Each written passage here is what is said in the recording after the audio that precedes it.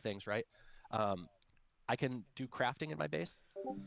What's going on, guys? Going live here. We're hanging out with Reaper Actual at the moment. We're checking out a sneak peek. They're doing another showcase, kind of, but at the same time, this time we get to play a little bit. So that's the main difference with this one. I'm actually in the game. He's in the base right now. I've got the game up and running.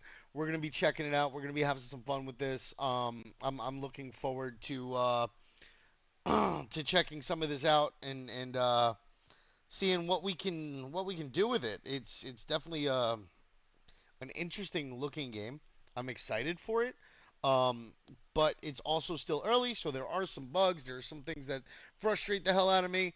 But we'll see what happens. I'm excited for what they're making, what they're coming up with. Just yeah.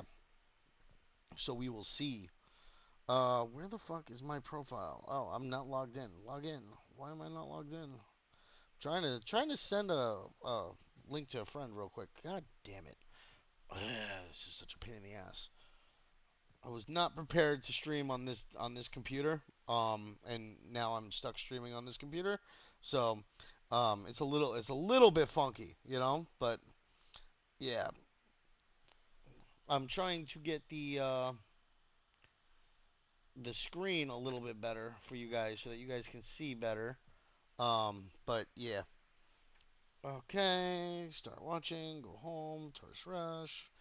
Let me link this for my boy. Start watching. Fucking share link, share link, share link. How do I share?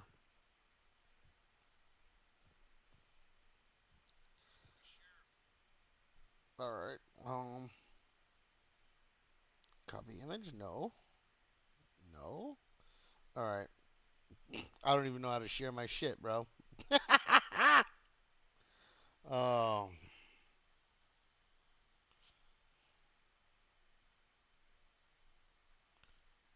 / Tars Resh. There we go. I've sent it to him. Now let's get back to the AMA. On these will change. Your progression with them will sort of reset, and each season you'll determine which faction you want to be working for to be able to unlock new stuff, and that's sort of part of the progression that happens within the course of that season. Um, Not only will they expand the stock of items that they have available while you're participating in missions and doing things in the game, but you'll also expand which tier of offerings you have access to, and that's all done through um, participating in the game world. So without further ado, like I'll actually jump into the game here. One more thing, really quick. I just do want to show you that this base is just connected straight Okay. to the persistent world. So the world that we'll be running around and playing in is this Okay. huge, massive open world called Morova. We're going to be hanging out mostly around the large airport area where there's several different events and missions and kind of content loops to experience. Um, but my base is just plugged right here into the persistent world. So I'm in the world now. I'm with you guys here in the world. I just happen to be over here where my base is. And if you were to wander over here to my base, you would see me standing out here. You guys could kind of stand outside the base, my base here, and uh, uh, you know make me pay a toll when I want to enter the game world or sort of whatever you want to do, right? It's a persistent world, it is competitive, and as soon as I walk out of my own base, I'm here with you. And certain things I can do in the game world, from completing missions to passing certain red lines in kind of faction gameplay, can actually make my base be open to raids. So you might actually get missions to come here to this base, to this specific location in the world where my base is, and come assault my base, steal an item from me, kill some of my reapers that are deployed here in my base, etc. Right. So I just wanted to pop out my front door here just so that you All can right. see that the base here is like fully connected to that persistent open world, and kind of at all times I don't have to again matchmake. It's just putting me straight Make back into sure the you base guys can and hear I'm me there while and running also being able for to me. hear him. But for But a yeah, short he's sake, showing I'm going off to his actually run over base. here I to want to my go fucking kill shit. deployment screen, Like, and I'm going to head into Cam Airport. And really quick, I'll give you guys a super quick overview of the map.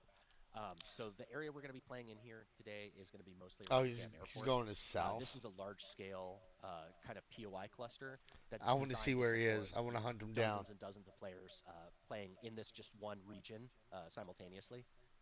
The map itself is many square kilometers of gameplay space, and we're currently working on supporting 200 players being able to play simultaneously across this entire map. And again, it's persistent, so it's not like at the beginning of the match there's 200 players, and then at the end of the match there's only 10 players left. The entire time that you're running around playing, new players are coming in, other players are extracting and leaving. And the overall goal is to basically keep this area and this world populated with around 200-ish players active and running around the map at any given time. Is that cool so far, guys? Are you is kind of this way of presenting it working for you? I know you're playing at the same time, so hopefully my talking isn't too distracting. And um, again, if you guys have questions or anything else, please jump in. Nighttime noises are loud. I'll click over to the chat. Answer as I can. Industrial will go to cargo. The one thing is like directions for me. Like I Okay, get so turned around, but I here I am see in like Morova. oh shit. Right now, when I'm spawning into the game world, we're spawning people in sort of like scattered spawns around the airport. Eventually, the way the persistent world is intended to work is players are Woo! going to be coming into kind of specific locations. So you can see here Can't these. see anything. Um, well, that's one of you guys up there. You can see here these red smoke piles around. Those indicate extraction points. Um, right now, because we have I the need five world five constrained six. and closed down quite a bit. Whoa, let me get lit up. Uh, we have the scattered spawns just because otherwise we were creating too much compression with Oh, you know players what? spawning on top of each other. I know what it might be. So that's why you kind of see. Yeah, let's take a look here. So I have this over here that was playing. Whoa, sneaky here. You guys will see as we're running around, we're going to bump into lots of different NPCs. And they are because the world is persistent, the factions are also persistent. They have needs based goals. Maybe one faction wants to get a certain type of resource, one faction wants to take over a certain area of the map. They're continually trying to accomplish those goals through the missions that they give players and through these little skirmishes that you'll see playing out on the map. Um, the NPCs themselves aren't actually intended to be uh, a massive like challenge for you in the game. They're more supposed to be like loud friction. So as I'm running Ooh, around and I get kills on these guys, other purple. players are hearing me get those kills and they're able to sort of triangulate on me It's and come nine find me. millimeters. And players are Actually, really supposed to no, be the that's an main arc light. threat. So as I'm making a lot of So noise running through this, as I'm engaging with players and stuff, it creates this kind of threat for me just because now players can triangulate on me, figure out where I am, and come and get me. Which is not awesome. Though I appreciate that you guys are giving me some amnesty here and not just like lighting me up as we're running around. Um, you'll see here that these guys drop loot shit, kind of shit. uh, uh, relatively regularly. We're working on drop rates right now. They're dropping too much right now, so you're seeing more loot beams and more loot. You did all right thinning Metro's ranks. But you know, most of the signs and feedback here are starting to some of the numbers. Almost got cut down on this guy. So even though they're not a major threat, they still can tear you up if you're not super careful. Where's my armor plate here? My health pick back up. All right. Continue on my way here past the vault. Whoop. All right. Let's see if I Now can find what my missions? target out here. No, no. I was dead there. Events. Okay, so let's see. I think he's around here somewhere. Not sure exactly where my mission target's going to be, but somewhere in this area. What exactly am I looking for Somebody's here? coming. Kill them. These soldiers here, these special guys, over here in this part of the map. Oh, I'm out of ammo. So as I do this, I'm looking for I'm looking for uh, players to kill and just kind of completing this mission. Other players are also being offered these missions at the same time. So I might not be the only one who happens to be over here trying to complete this mission at once.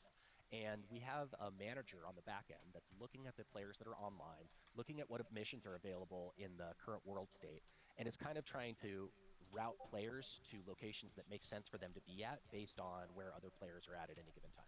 So that's sort of part of what we're doing to make a persistent world have continual player-to-player interaction and pressure. So if you guys think about a like a battle royale game, for example, or even What something is going on? like Call of Duty DMZ, another type of extraction game, they'll do something like have a gas cloud that shrinks the playfield over the course of a session in order to get players to find each other and fight. Um, with a persistent world, we can't really do that. We don't want to invalidate parts of the world, so instead we're using these sort of content systems to deliver missions, to deliver objectives to players that draw players together into little areas. And this happens in very large ways. From hey, what mission am I taking right now that's going to take me maybe from All right. Sorry about that, Alaria, this guys. large city Had over to check here. that out. Me and my squad might hop into a vehicle and come all the way over here to the airport for an hour or so. So there's kind of like a large scale transition to come over here because we want to have players hanging out in the airport for a bit. And then at a smaller scale, the NPC groups that spawn, how much reward they have on them, all of that is also sort of creating these little gravity wells or magnet areas in the world that are attracting players' attention and getting them to come and play together. So even on like Shit. a very micro sense, the fact that these guys have a little loot beacon like this is attracting the attention of nearby players to come Shit. kind of loot this corpse, right? So all of this is sort of uh, in service of trying to bring players together and cause player-to-player conflict. This is really a PvP game, even though it has very strong PvP elements, PvE elements, I mean. The other thing that's kind of really unique about the game in terms of PvP and PvE is, unlike a lot of other games, we actually have an EVE loop. In other words, our simulated NPCs, as I mentioned, have these needs-based goals, and Fuck they do you know? are over a long period of time engaging in skirmishes and battles with each other, taking over different parts of the map, securing access to different kinds of resources, etc. And this is all kind of occurring. That's knocked out. This is all kind of occurring progressively throughout the course of a season as new missions and battlefronts open up, and then season to season. Large scale events in the world, large scale additions, large scale changes to sort of the state of the different factions versus each other are going to be happening as well. And that's when, um, like, for example, the arsenals of the NPCs will change, which means that the the game commonly will change. And that means the meta kind of shifts as we Oh go through shit! season two. Is shifting over time. Um, this is kind of neat because if you engage in the world this season and unlock, for example, some crafting materials and recipes that allow you access to the items that are really prevalent in today's meta, when the meta shifts, that investment in a previous meta can really pay off with giving you asymmetrical sort of access to weapons and gear that aren't commonly dropping in the current meta, but because you engaged in a previous meta, you have the blueprint to be able to craft it again. You have the material to be able to get it again, or maybe you just have that weapon still sitting in your vault. And you know, Then we go from a gameplay extract point of since I view, got that could mean you have a an decent advantage amount, because you have access to and some they're still gameplay talking, item that so I kind of want to is really give them a advantageous to chance to have in the talk current about what's meta with going all the on. items that are You common in the know. meta. But from an economic point of view, that also means that you have the ability to Oh, kind there of it is. sell All and right, so trade that's that the item extraction. now Extraction. when it's more rare in the meta. And this is kind of we think this is a really interesting thing, especially for people who want to have like a deeper economy game, because you'll sort of be able to predict and expect what's changing in the meta if you're paying attention to the missions and the story in the game.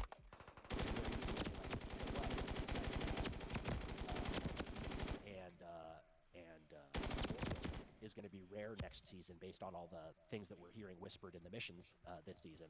So I'm going to invest in Oh honey shit! recipes and stockpiling a bunch of oil because next season I have a feeling that's going to be really valuable just because we're destroying oil refineries in this season's meta. So there's going to be less availability of oil in the next season. So that's sort of like, again, a layer of gameplay and engagement that we think really uniquely lends itself to Oh, having there's a a lot of persistent them. world in the Fuck. sense of having a longer term kind of engagement and understanding of what's happening in this evolving, changing.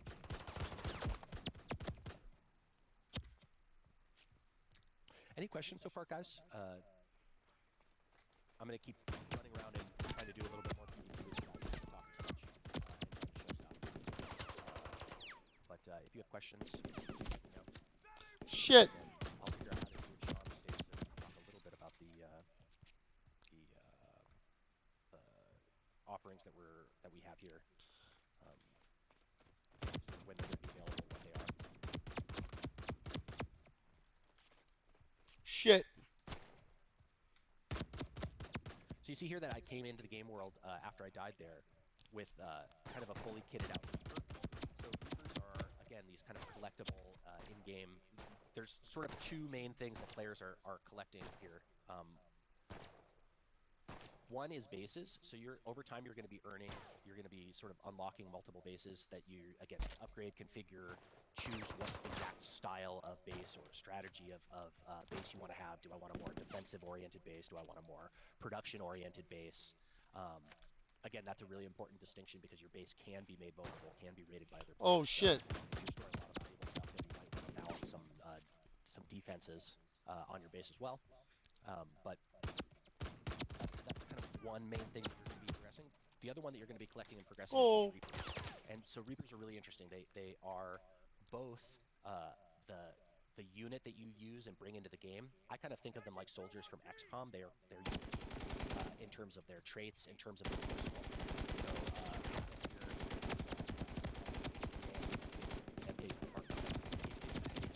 So as his like primary weapon, and he's got behind me! but he also gets a ammunition crate. I'm so screwed! Ability. And he'll also Ah! base perk, which makes I think his gives a crafting bonus, a slight crafting bonus. So when you have him deployed in your base, the crafting that you do there is going to be a little bit faster. So this is kind of unique. Oh shit! Reapers will have a different Oh set shit! of primary, secondary weapons. I've got no and bullets! if you die and you lose the items that you have, you always go back to having this baseline of gear. So you never go back to being fully naked. Are And you might wanna have serious? a couple different base level loadouts. I might want to have one that has an LMG on it. I might want to have one that has more like a sniper rifle on it. And to do that, I kind of collect more Reapers. I need ammo! Not only do I have them for what their basic arsenal is and what tools they have access to, but again, I can deploy one of these guys or several. Shit! Oh shit! Oh shit! He could be at the crafting station helping me craft an LMG. And then if my base gets raided, he will take up arms and fight to defend the base while he's in there as well. So collecting several of I these can't hit anything! figuring out exactly how you want to distribute them across your base for Fuck defensive this! purposes, I'm out of here! economic purposes, and then using the ones that you want in game based on your own gameplay preferences is sort of the goal. Oh! And you can kind of collect and buy, sell, and trade. Get me out! Sort of Get me out! these guys as you want. For our Foundation Alpha, we have several of them that are going to be available by default. And then as we get closer to launch, we're going to open up a recruitment screen in the game that's going to allow you to sort of like browse and purchase them. Get me out! Get me out! I am going to attempt to do some PvP now, so I'm going to probably shut my mouth a little bit. But again, if you guys have any questions, hit me up in the chat, and I will answer them as I can. Let's see. I'm going to listen to my own advice here. And whoa. Take a mission here. This particular event is all the way over in the vault, which is on the opposite side of the airport from where I spawned. Just kind of like a. Okay, that was rough. I got to be paying attention to where. I almost got wrecked. Events are. Before I just go charging into the game world, but see if I can sneak over there without getting too much trouble. Yeah. All right, but I've got gear now. Avoid. I'm probably gonna have to do like an ammo run.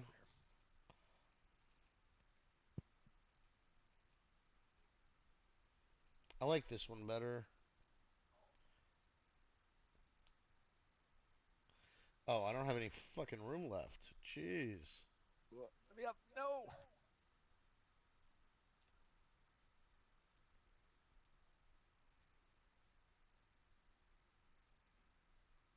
I need the self-revive.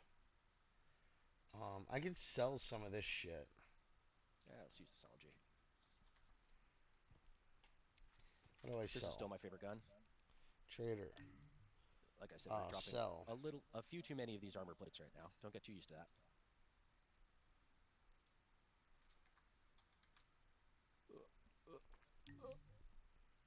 Okay, some armor. Hopefully I can No! get some without dying here. Why did it sell my good gun? What the fuck? I'm pissed.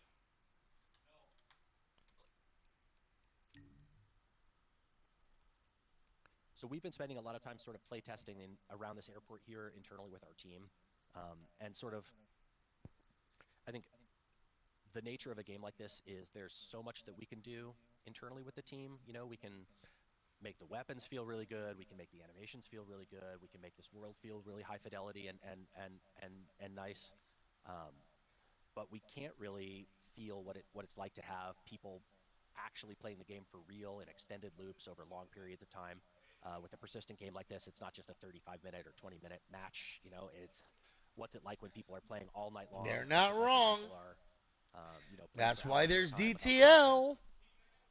Um, so you can see here, these guys are sort of the defenders of the vault. I took the mission for them, so they're friendly to me right now. If I were to start lighting these dudes up, though, they would kind of kick me out of being a friendly defender and start wanting to kill me too. So they've asked me to sort of help them defend this base or this area that they've sort of like are using as a base right now. So I'm kind of on this mission for them, running around trying to defend against these other NPCs that are assaulting the base from various angles.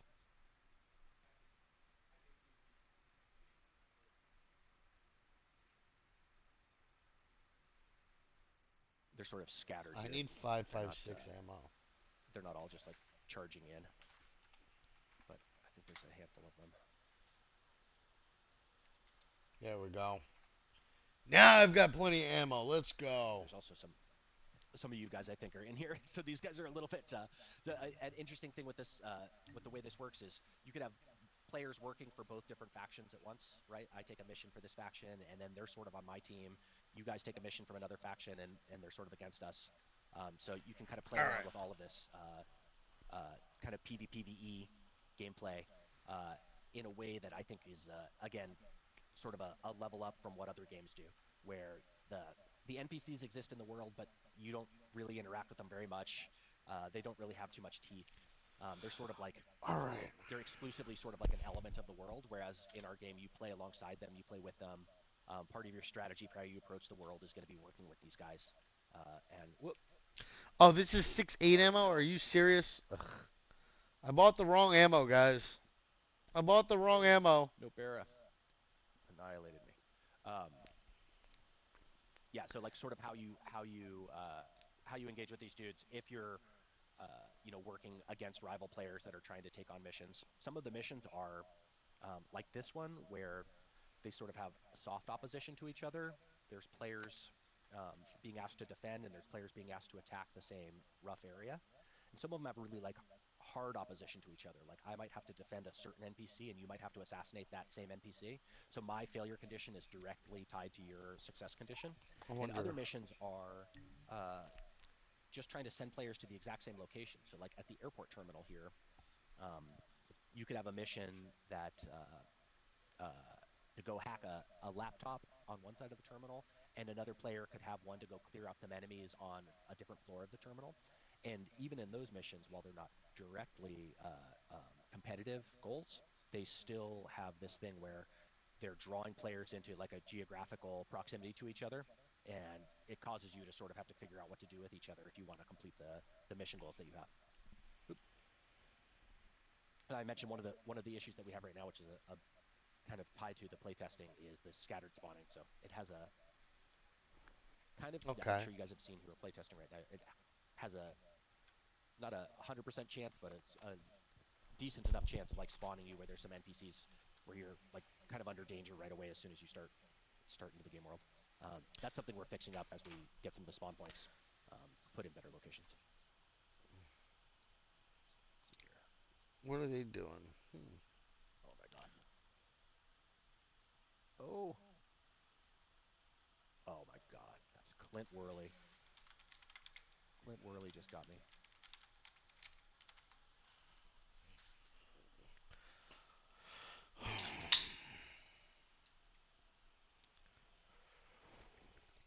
Thank you, Clint.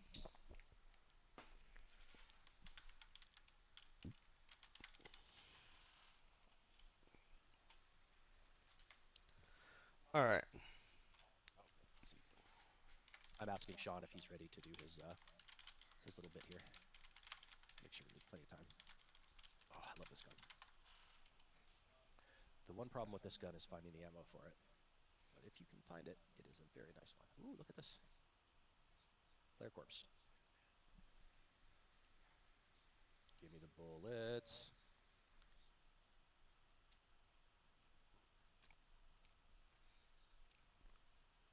Aha, there's Sean. All right, let's do this. Back in we go.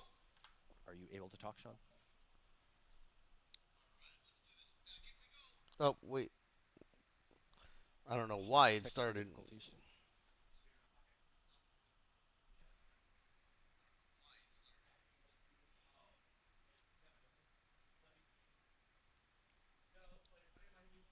What do we do here? How do I get you to talk? I think you are allowed to talk now.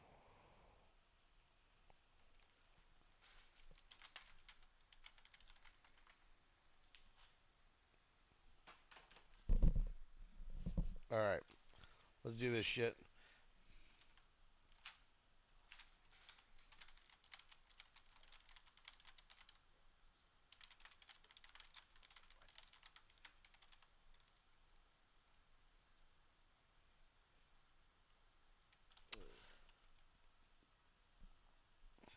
You are on, but you are muted.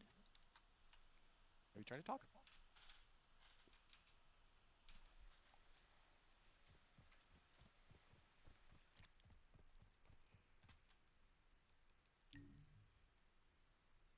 Sean. The Metro Scourge needs cleansed. Hold on a second. Let me try to move you back down. Can you hear me now? There, hey. Oh, Jesus. Okay. I heard a voice. You're a little quiet. Yes. Oh. I don't know which microphone it's trying to use. Awesome. So yeah, thanks everyone for jumping in. So much technical difficulties. As Matthew is playing this, I think one of the big pieces here that we want to talk about is what are the elements? What is different about this game versus anything that's out there? We've approached Web3 and the idea that there's some really, really awesome opportunities around Don't let up on ownership those Metro of scum. the different items that you might collect in the game, of the Reapers, of the bases. If we go back to the history of a lot of this team at Silicon Mine and Daybreak and MMOs, when you were actually Good for now. Metro knows fear now. EverQuest in PlanetSide, Star Wars Galaxies, had no ability to actually trade those or sell those. So people would often call our customer service team or say, hey, I have this, I transferred it to this person, and I think it's scam. Well, on one level, that's okay. You've just broken the end user supposed to do that. And on another level, we want to keep the community happy. So we were getting a lot of customer service calls from people who ultimately were doing what they weren't supposed to do within the game. Over time, and Steam Marketplace is established, and a lot of other things that have come since, you start to realize that blockchain solves a lot of these problems. There's no items to someone else. If you provide that marketplace, people can be a lot freer with their assets. If, for instance, if Matt's here and he's playing a lot with he realizes I want to be an LMG guy. That's my favorite thing. Marksman rifle. And he's gone through and it's crazy awesome. Then he could actually put that into the marketplace to sell. So I think the way that we're approaching Web3 is it's a completely additive piece to this. It doesn't give you a bonus in terms of like, oh, I have 10% more power because I bought something here. So it's not pay to win in any kind of way. It's literally just additive. It makes it so people can actually get more out of the game. In the future, there's a lot of UGC components that we're trying to put in. You'll be able to host your own servers. You'll be able to create your own items and skins. So for creators, this is a cool way to participate in the ecosystem, and a lot of that is powered by what blockchain tech can do. We're built on Tezos, ecosystem, which is enabling us to do a lot of this stuff. One of the great things is collectible in the game actually has a token ID. So whether you choose to play as a traditional gamer without the Web3 elements, or you actually buy a Web3 version, all of those items will ultimately what else. So one quick thing, we've actually got some pretty cool things that are going in here, and we decided that we're actually going to move the launch by 2 days to Wednesday, 9 a.m. PDT. The reason behind that is because we realized that there's almost like a 50% jump in what we can actually deliver in 8 hours on that launch. And it's also the first time we've worked with Epic and a few others for distribution. So everybody the best opportunity to put the best foot forward. And so it's going to be on Wednesday. One of the things here, I think a lot of people that are in here as KOLs within the Web3 community, APC is going to have a bunch of NFTs available. We can drop those at pretty much everyone who's here, whether you're signed up or not. I mean, there's 18 people, and I think a few are us. Everybody should just message Crystal right now and throw her on the spot. But you should all be able to get one of the initial NFT packs from our Foundation Alpha Series 1 that we're actually releasing. So there's 10,000 total NFT bundles that are going to go out. 2,000 are going to be in the first wave, and then there'll be another 8,000 within that Series 1. Just to explain that a little bit, we actually on our side can tag those a little bit differently. So while they might all be the same NFT collection, you will see that the people who are in those first 2,000 will be able to be segmented a little bit and get even more perks than the people who come in the next 8,000. The plan is to make that kind of like the real special Foundation breed, those two parts. And then after that, we've got potentially 15,000 NFTs that we will drop each month. We're going to shake up the different Reapers that are in those packs. So these people or these Reapers will be retired, and you'll never be able to buy them in primary market again. They will be all secondary market activity. One cool thing that Matt hasn't shown here is that we have a pretty awesome day-night cycle. So we hit actually the night cycle, having it of a Reaper that has night vision, such as Luna, who's available in that in the mid and the high grade levels that we have. She actually has the ability to kind of see at night. So, Matt, I don't know if you can switch your Reaper at some point. But yeah. When you go into that night, that awesome night mode, and it's very dark, just like it would be if you were really operating as a tier 1 operator in these kinds of situations. Those night vision goggles come in very handy. Cool. Let's see. Yes. I actually don't have Luna, so what I can try to do is find a night vision because I don't have it. But There you go. it is good to have. I need to set up myself to have a Luna. I only have a Havoc right now. So I've been actually working a lot on the purchase flow on the Web3 side, and that's actually one of my favorite things is unpacking the bundles and seeing which version of Luna I get. So it's about 17 different properties on Here's somebody. different NFTs after it's unpacked from the bundle. So there's Shit behind me. that are active right now, and time, because the traits are going to change, and that's at some point in the future, because this is an alpha. Where are you? Figure out, yeah, those traits are going to evolve. They're going to have different traits. They're going to get better. Need a They're going to have gun. more uniqueness.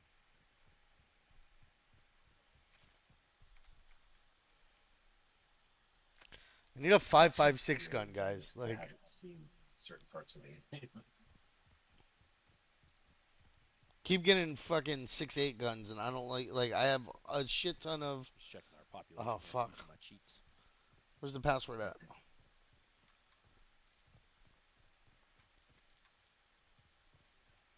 Yeah, so nighttime, as Sean said, it creates all kinds of interesting stuff. The persistent world really gives us the ability to do um, so many kind of nuanced and fun things. Shit. State changes over time. So the time of day here is sort of one thing. I think I could set the time of day to something where I'm not sure exactly where it is. Where we have I think they're. Oh shit! So you can get a rainstorm that causes a lot of audio to kind of come into the game world, where you won't be able to hear footsteps behind you, and even like gunshots that are a certain distance away, depending on Where'd the he go? severity of the rainstorm, can start ducking the audio. Oh shit! You know, various different kinds of dynamic effects coming into the world. Oh shit! That kind of keep things different. This is important when you have a persistent world, right? Because you may want to only do a mission here when Oh! the faction that's controlling this particular area is fielding a lot of snipers, and it's just a kill field to be able to get there. But when it's nighttime, maybe you can get away with it. Or when it's foggy and their sight lines are reduced, you might be able to get Oh, away you with know more. what? So we're really trying to create a world that has all of this different sort of tactical offerings for different sort of approach paths to taking on a target. Ah! Fear Dark is very dark, so having some night vision here would be a pretty extreme advantage. Um, Oop, yikes. All right, I got plenty of ammo for this one now. Damn it! That was definitely a player.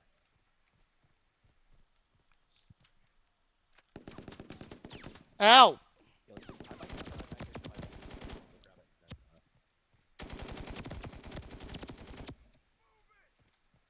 Again, So happy one of to the things answer any questions if you guys have anything. Throw them up in the chat. yeah, Matt, talk a little bit about how when you're legendary item, what do you want to do when you find a legendary item? Do you want to just go use it in the game, or do you want to get back to your base? Well, it depends. I mean, it totally depends. So, we don't have the marker system in right now, and I'll talk a little bit about it and kind of why I think it's super cool. It's kind of directly, I think, relevant to you guys in the space too, because it's a sort of unique way of creating an insurance system. But depending on sort of how you feel, what your goal is right now, you might want to head straight to the exit. Yeah, if you find a legendary gun, because it's incredibly valuable, and they don't drop very often. You're way more likely to find legendary from a relatively rare gun. But if I'm in the middle of a big mission, if I'm in the middle of a so that's always sort of like I think an interesting tension mechanic in these kinds of games is how much do you want to press your luck with continuing to accomplish goals, fill out my inventory. I have a few more slots left. Like I can keep going. So that is backdrop. One of the things that we're doing is we're creating a marker system. Do I have a night vision? Just checking. Doesn't look like I do, unfortunately. So we're creating a marker system, and so like for example, like let's say I have an extremely valuable shotgun, all black, a relatively valuable weapon.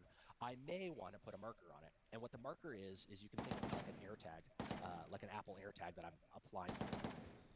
And if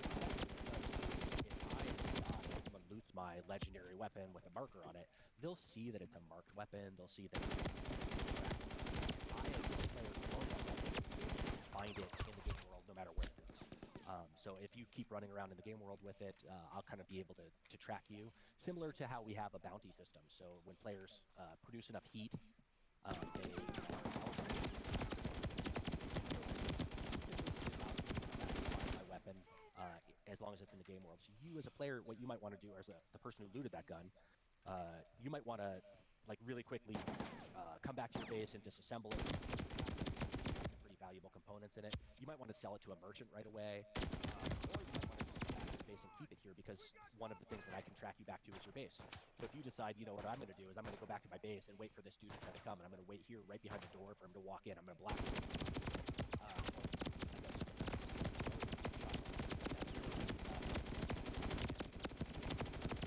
So there's kind of a variety of different God damn it! ways that you can play with the loot that you get from another player if it does happen to be like a valuable marked piece of loot. And then eventually it sort of ends up working out hours, 48 hours, marker on, you'll get it returned back to you. But during that time period, instead of it just being sort of like a timer that's ticking down, there's lots of actual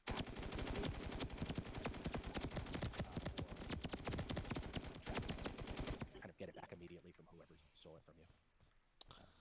How am I running out of bullets again? I had 800 rounds, bro. Fucking spawning like crazy, dude. Item ownership and hey, this is my item. How do I make sure that I'm able to keep this thing that I'm spending time and resources and I care a lot about secure, while at the same time risking it, bringing it into the game world, and also sort of this thing that's uniquely enabled by having this persistent world. You wouldn't be able to make a system like this for a match-made game because we wouldn't be able to match-make you back into the same world where the dude who took your weapon is. But in this persistent world, you can go straight back into that game world and get revenge on the person. And if they happen to be holding one of your tracked weapons, it'll be easier for you to find them.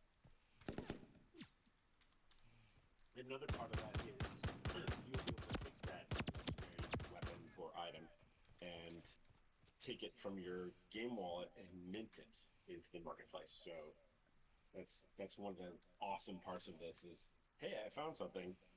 It's mine. I've gone and either taken the components off of another legendary item and put them onto something that I have as a base. I should probably get out of here soon. Or picked it up somehow in game, off of likely another player. But then you'll be able to mint that, and by minting it, you'll be able to actually participate in that Web3 economy piece that we're putting in. Exactly right. Yeah, and I mean we don't have the system fully in place yet, but we have a system that we call weapon parallels too. So a shotgun can have lots of different variants of that shotgun, and some of them can be like literally one of one unique. Like there will never be another. I don't know what you want to call it. San Diego Padres themed for this shotgun. There's only ever one of that exact weapon. Well, So I you mean, I could managed to have, clear them out. I might as well you could also fuck get one around that's in like here a one out little of bit, 100, right? one out of 1,000, and there's 1,000 weapons that are like Maybe this, I'll right? find Yours something. is number 962, and there's no other number 962 of that particular weapon variant. So this gives us uniqueness, collectability, and in a world where you could break down those weapons and use them for crafting components, and I had number 962, you know, if I destroy that, that's basically burned forever from that list. So the collectability of these items over time kind of increases. They can also, if I don't have it insured and I bring it into the game world and I die and my corpse decays, nobody ever loots it, it's gone. Like that exact version of that gun can disappear from the game forever. So there is this kind of like continual sort of burn of high value unique items that we're injecting into the game world to try to create a more sort of a dwindling of the availability of these items. And you know, we call them parallels because that's kind of what they call them in like baseball card collecting too. And it's a similar sort of thing. Like there's not a lot of like Ooh. Mickey Mantle cards hanging out. Just they've dwindled over time. And it'll be the same thing with some of these like rare parallel variants of weapons. Some of them are going to start out completely unique. It's a one of one, and others will become more unique over time as they are destroyed or as players deconstruct them, etc.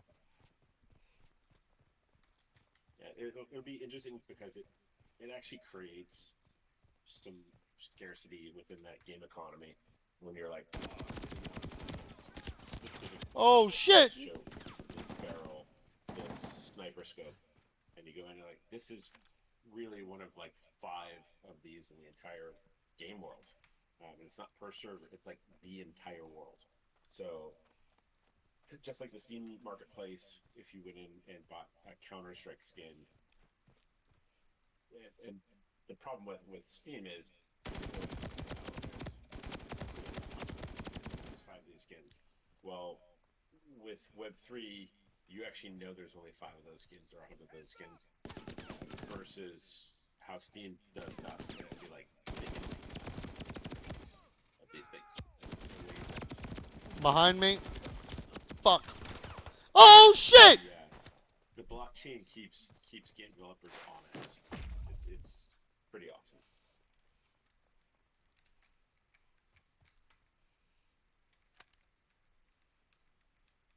A little present for you. Does anybody have any questions in the audience? I don't know. I mean, honestly, it was hard enough for me to figure out how to get my microphone working today. But Yeah, just get them in the chat, and we'll try to answer them here. yeah. They've got eyes on me! We might be talking about Movement! It gives everybody access. It's like everyone on the stage. the stage thing. I don't know if you can do that.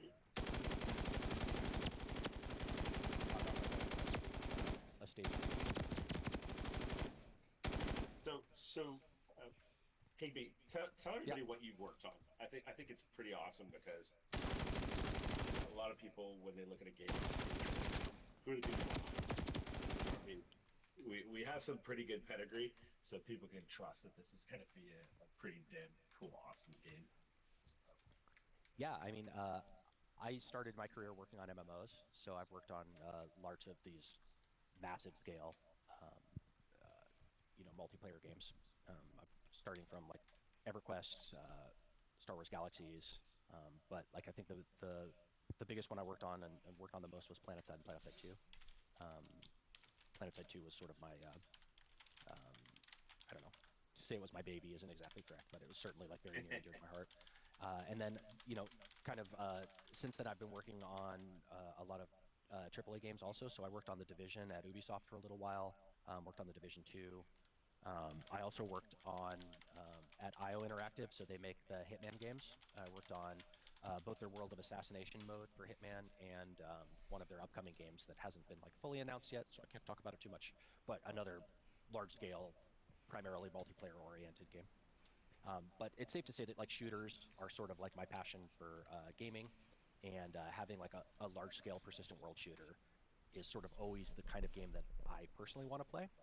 So like you know games like PlanetSide and PlanetSide 2. I not only worked on them, but I also played them as a fan and as a player quite a bit. And I expect it will be very similar with Reaper Actual because having a great big world with stakes and consequences that matter over more than just one or two sessions at a time is sort of my sort of gaming happy place. And there's not a lot of games that really try to scratch that itch. So yeah, that's sort of where I come from and why I'm working on a game like this. Yeah, I'll tell everybody. I worked on a lot of games. I worked with Meta, PlanetSide, Star Wars Galaxies, Hmm. that way back in 20 plus years ago. But 35 different MMOs here. Our entire teams worked on probably like 40 to 50 different MMOs over the last 25, 30 years. Um, so this is not an unproven team. Um, I will say from my perspective, and if you look at my avatar, it's one of the Bill Murray NFTs that I bought right around my birthday a few years ago. I love Web3. I think it does some awesome stuff. And I think that a lot of it allows you to be within a community and a club. Um, I got an opportunity to go meet Bill Murray because of this particular NFT. I actually bought two of these. They were 1.5 ETH when I bought them, so they're just significantly expensive for what they would have been if I didn't. But I actually bought two so that my best friend had a good reason to draw him over and say, "Hey, we're gonna go meet Bill Murray." And he was like, "Awesome! How did you do that?" And I was like, "I bought an NFT out of a collection." and it put me into a community, a club. So I really impact on the back end that we're not looking at Web3 as something that's just the way that a lot of people have looked at it in the last few years, where, oh, what a great way to fund a project. Maybe we don't even have to deliver it. This is a team that's delivering a game that is groundbreaking, and it has people behind it that not only know how to deliver an MMO to the community, but also are understanding the Web3 aspects of this and what you can do that you couldn't do, 5 years ago, 20 years ago. So I think that's an important piece. There's these Foundation Alpha packs that we're going to be launching on Wednesday at 3 price points, USDC 30, 50, 80, that have this, that will be limited edition and retired. So I've imagined it more interesting. Do you have the Luna with the night vision goggles? Because we haven't launched anything for 4 months, and everyone wants those goggles. Ultimately, this is going to be a fun game for people who, one, love this kind of genre, but at the same time, on the Web3 side, if you're into utility from the NFTs that you're actually buying and participating with those communities, this is the game. So I think a big goal here today is to get y'all checking it out, coming in and playing, and then telling the people you know, because a lot of NFT drops out there are literally just like, look at this is going to be cool, and there's no substance behind it. This actually, out of all the Web3 games I've worked with, has more substance and more to come than anything else. So, end of rant. It's good. Yeah, I mean, I think that's right. Like, from my point of view, one of the things that we've been talking about a ton the entire time I've been on this project is how do we make these have substance and utility, as opposed to just, we want to have speculative value too, but we want them to at the core be providing something that actually does have utility. It sort of answers the question for maybe Web3 like what's in it for me. Sort of threaded the needle with our offering, gives a lot to both people, which we hope means that we get a lot of engagement from both audiences and a shift in the Overton window in terms of what's allowed in games, where right now a lot of the stuff, at least from a Web 2 point of view, shady. Right? We're trying to make it so that it feels like it gives utility, and provides everything that you guys want out of it too, right? Like an asset that I can hold and keep over time that's going to become more valuable. And.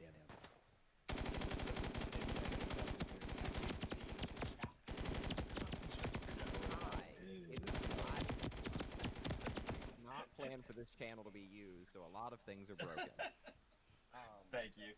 They've been unable to chat. That explains it. We've been Well, saying, no, they've chat been us, able to ask us chat. questions. You guys have just not They're seen chatting. it. If you hover over the channel, there should be an open chat button where you can see the text chat. Oh god, show chat. Oh Jesus. Yeah. I see it. Also, they are unable to raise their hands because the permissions in here are very, very wonky. Oh god. Okay. Hey, awesome. There's lots of questions. I saw people saying that they could hear at the beginning, so I had the chat open. Yep. Never mind, it's good. So I'm just going to point out that I am not Discord native. So I would call myself Web3 almost native, but I'm definitely not Discord native. So let's go back here. Oh my god. There's like 6 billion questions, comments. This is great. Awesome. Vin, have you been watching this thing go by the whole time? I have been so busy this past hour. It's a whole I thing. would say. Well, awesome. Okay, so there's so many questions. Let's go from here. Let's fix this real fast. Yeah, boomer alert. Thank you. not even boomer. I don't know. If there's any questions you guys have that like Just throw the from new ones up. earlier that weren't answered, feel free to drop them like again now. How? Yeah, Okay, I'm let's talk looking to me. through. I'm looking through. How do raids work? Some How Matt, do base raids work? you're running in. Yeah, Run how do run base raids run work? us through how a raid goes. Yeah. Yeah, so right now the way it works is there's a heat system in the game, and you can think of the heat system similar to like an APB system in GTA, right? As I uh, break the law in the game world, like my heat increases. So this happens as I kill NPCs, as I complete missions, etc. Right? Right now, the way it works is at a certain threshold, we allow players to pursue players back to their base. It kind of opens up.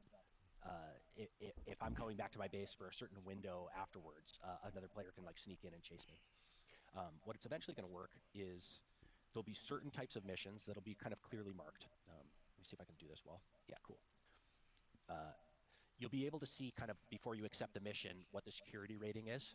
And let's say you have a security rating 4 mission or something like that, and it'll have like a little skull next to it or a little, raid indicator.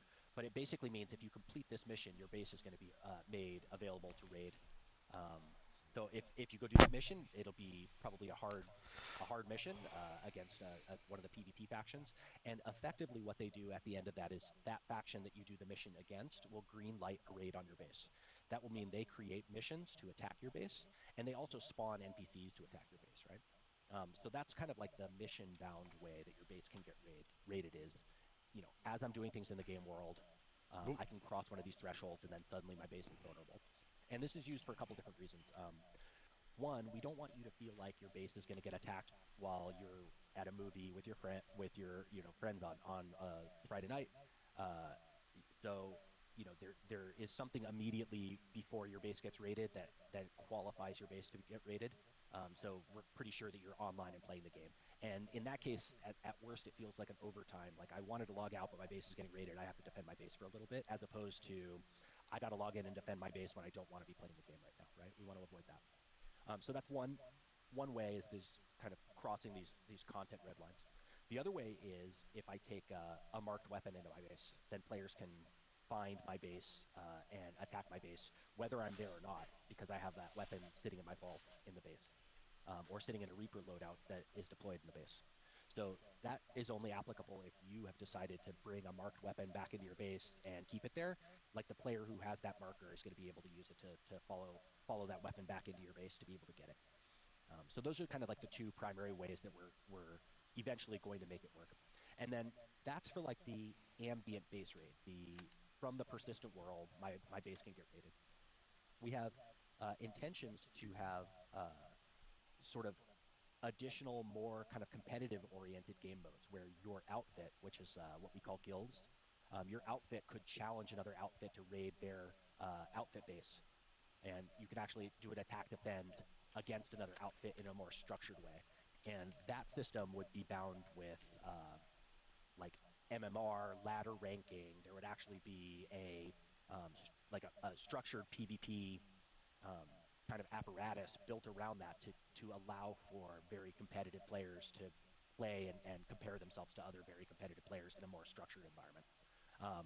That, in addition to game modes and mods that players are able to actually put together themselves, will be another kind of way that base raids get enabled. So the last bit is like we do intend fully for people to be able to mod this game, to buy their own private servers and run their own game mods on it. And if you wanted to create a game mod that was like had its own rule set for how bases can get rated, if you wanted to create a game mod that just had two massive outfit bases on Morova and you're using the entire map of Morova and doing like a 30 on 30 or 100 on 100 massive scale battle, and that's the game mod that you create on your own server.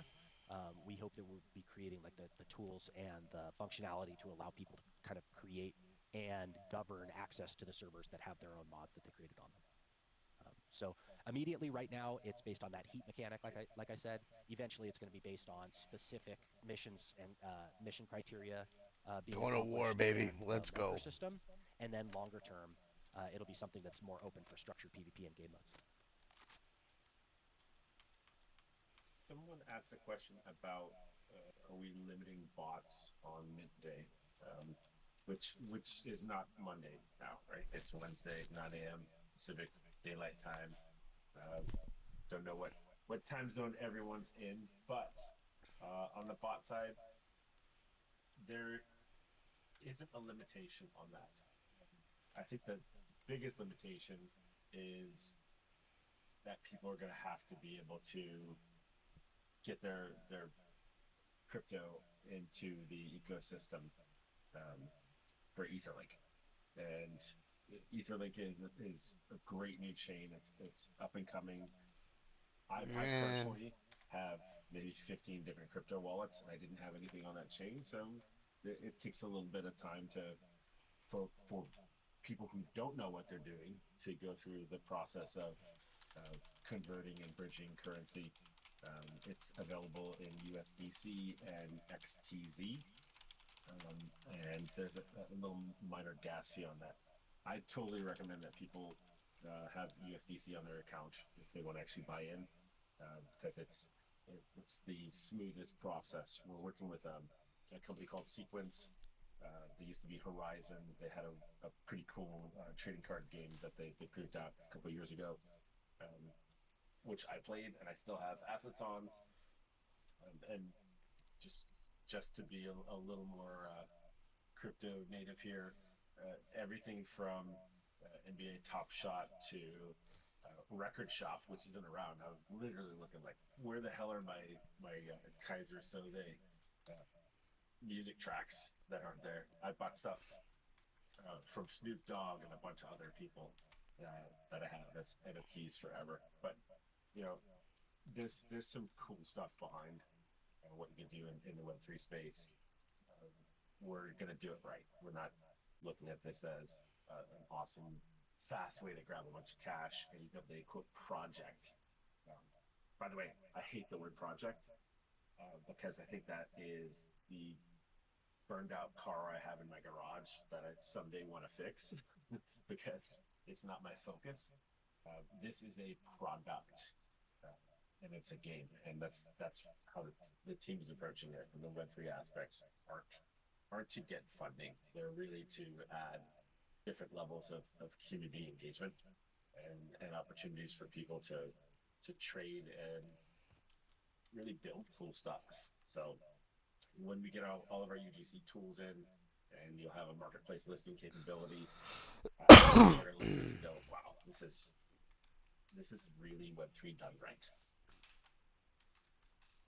What else? I'm trying to look through the questions. Vin, did you see any good questions that popped out? Um, I, I'm finding that I can't directly message people because we're not members of the same server, even though we're on the same server. yeah, Discord's having a whole thing. The permission to let people speak is currently disabled for the one type of channel that needs it. It's awesome. Uh, I think those are like the few that I had seen like very recently. Okay. Well, if anybody has a question that they asked, feel free to throw it in the chat right now because it'll go to the top of the list now that we can actually see the chat. Now that we know Oh there's yeah, a little. someone had a question about following up on World Builder Oh before. What man. would that look like from a player's perspective? do, do Um, you do you mean yeah, from a from the perspective of you're building your own stuff? I think they mean from the perspective of like how are we going to communicate? Like I think it was spoken on earlier how like players' actions are going to inform that, but then how are we going to like communicate those changes once the players' actions have come through? Feel free to tell me if I'm interpreting your question wrong, Moglin. These are both 5.56. I It's a can get rid of the it's a cool 6.8. question. Like I can kind of riff on it a bit, and then if I'm answering it wrong, I can go back and answer it a different way. But the main way, so right now we have these relatively rudimentary kind of test missions in, and one of the big things we're trying to do right here is um, there's some sort of basic routing of which one of these missions are available.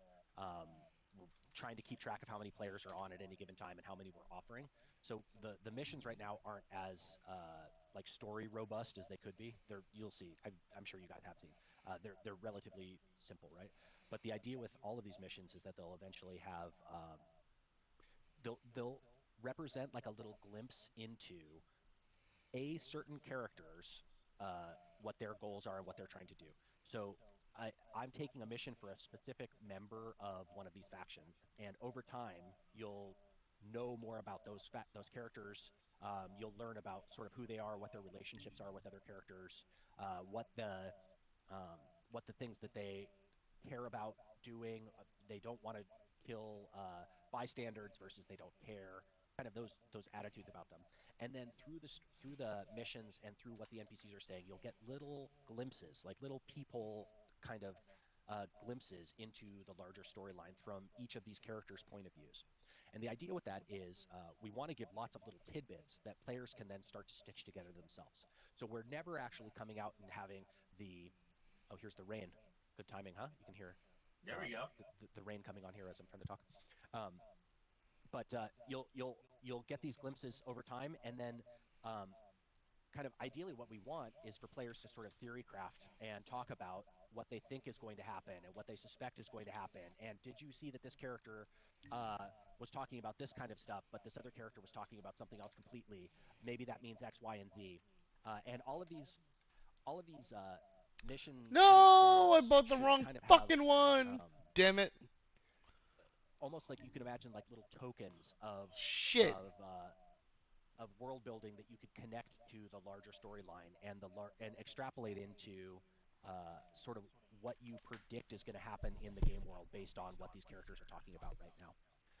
So really, I hope that most of the story kind of gets discovered on message boards and in Discord with people talking about, oh, but this guy said this. Did you see that? Oh, well, that means that this other piece kind of falls into place, as opposed to us being overly expository with the story. But we'll be giving lots of Feels little like these glimpses and aren't hints into selling things right. over time, both through environmental storytelling, through the missions, and also through season to season when kind of completely shift what the factions are up to and what the strategies that they have. This will all sort of be imbued with that storytelling over time.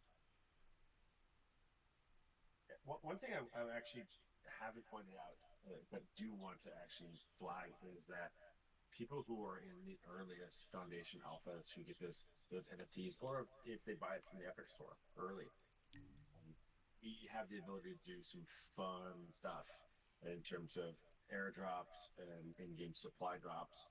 So you might actually get some crafting materials. You might get a soulbound token that says that you were there in the beginning.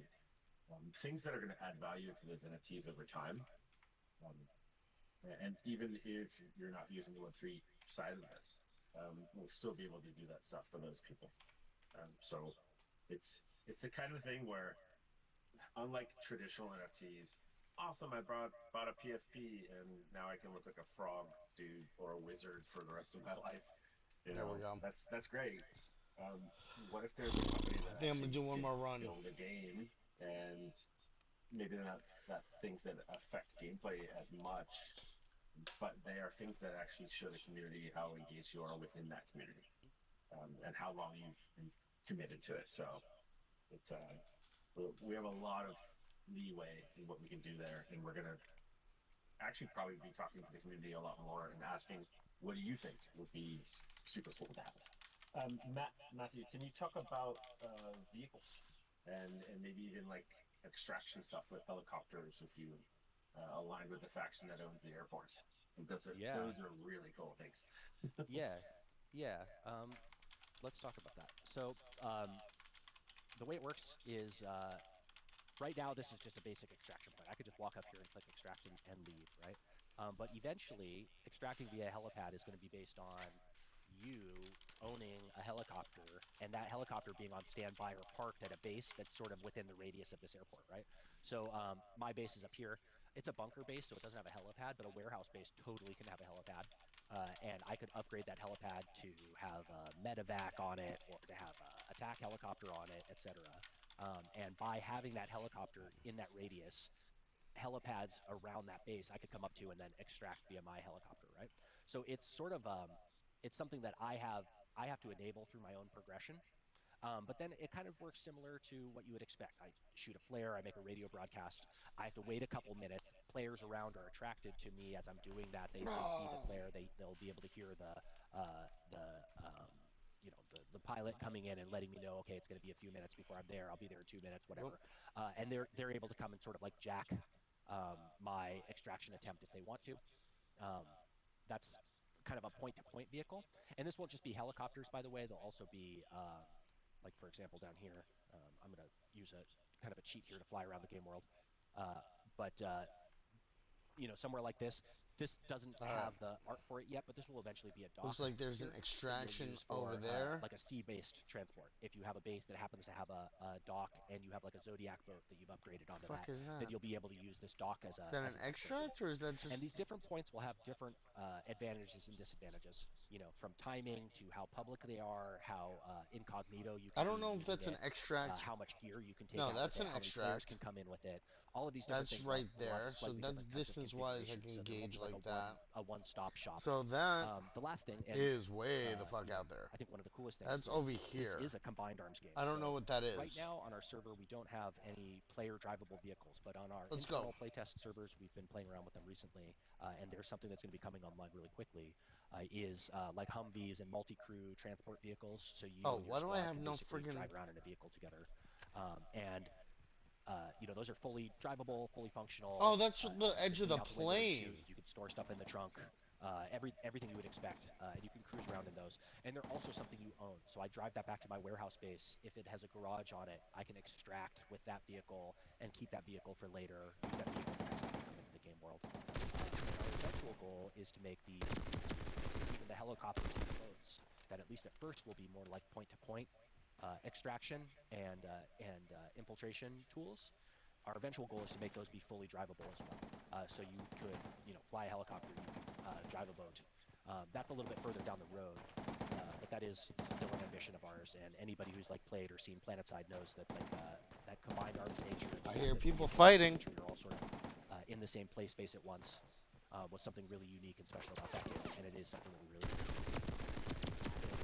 of having this sort of like long tail progression and ownership high prestige assets like a pistol or an armored personnel carrier or an armored trucker. And one last thing, and I talked about having multiple bases.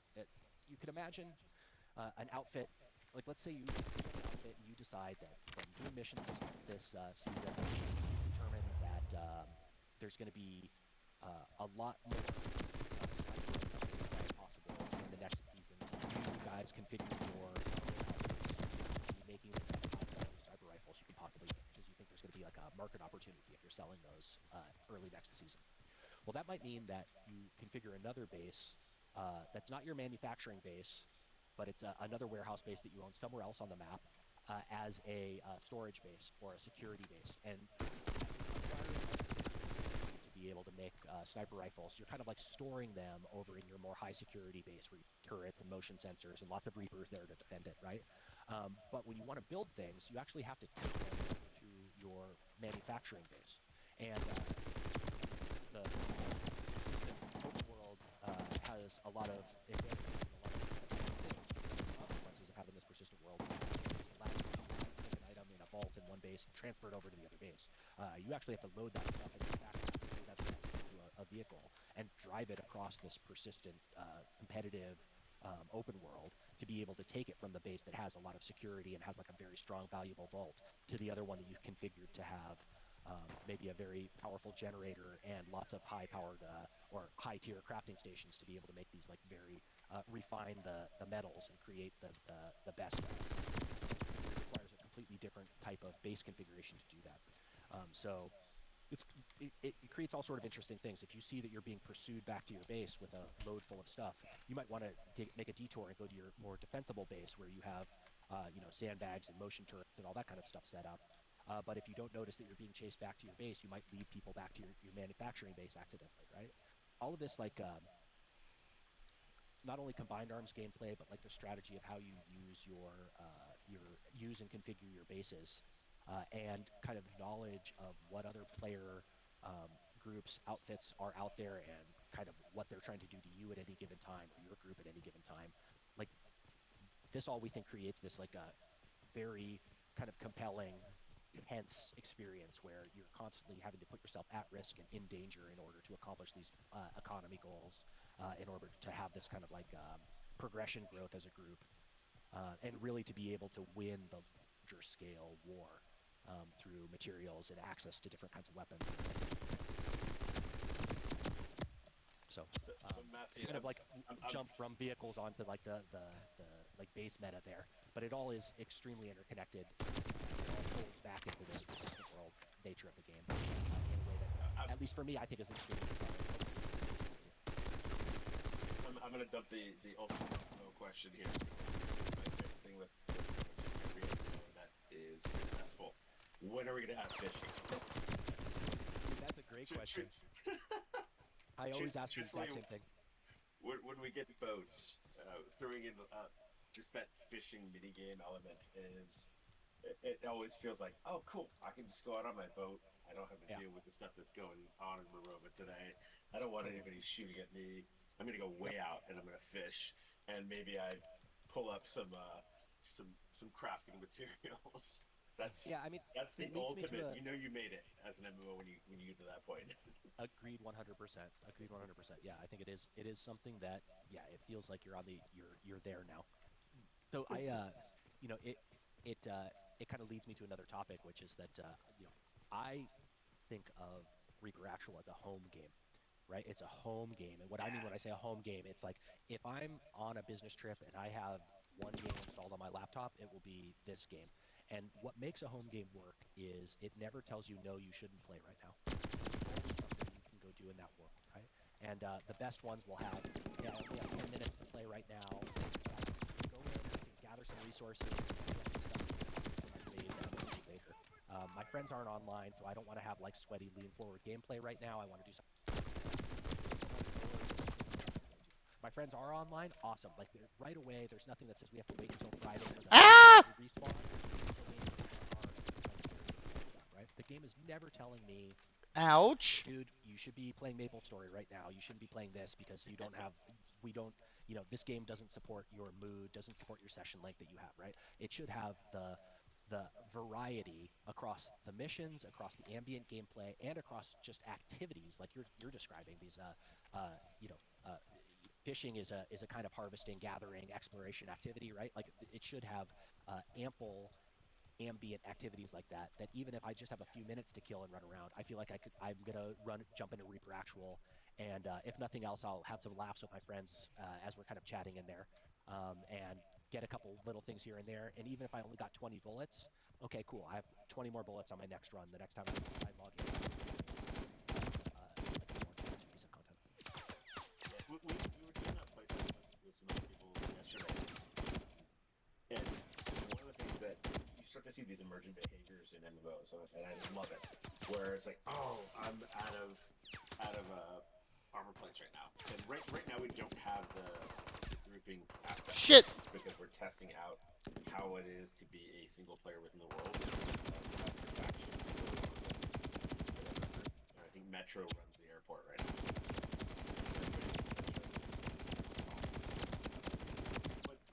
But God over damn it, time, behind what me. you're gonna see is that people will go in and they just to be part of a community. And Morova and Reaper Actual is like you said, it is the base game or the home game of where people are going to be. And when we get into modded servers, people might be able to turn this into a space version. So ultimately, Reaper Actual is at its core kind of like the construction set. If you wanted to have three, so I just said it. For example, I can say it because I haven't gotten in trouble for saying stuff yet, but I probably will after this.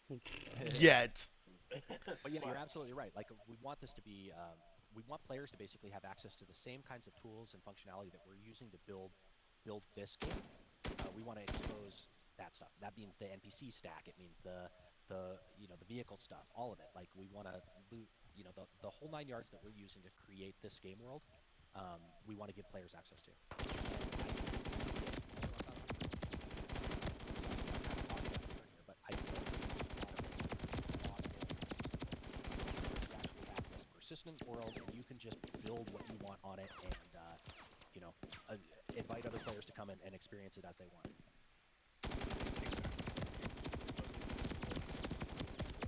direction would be like Roblox, Right. Or like or Minecraft or maybe something. Yeah.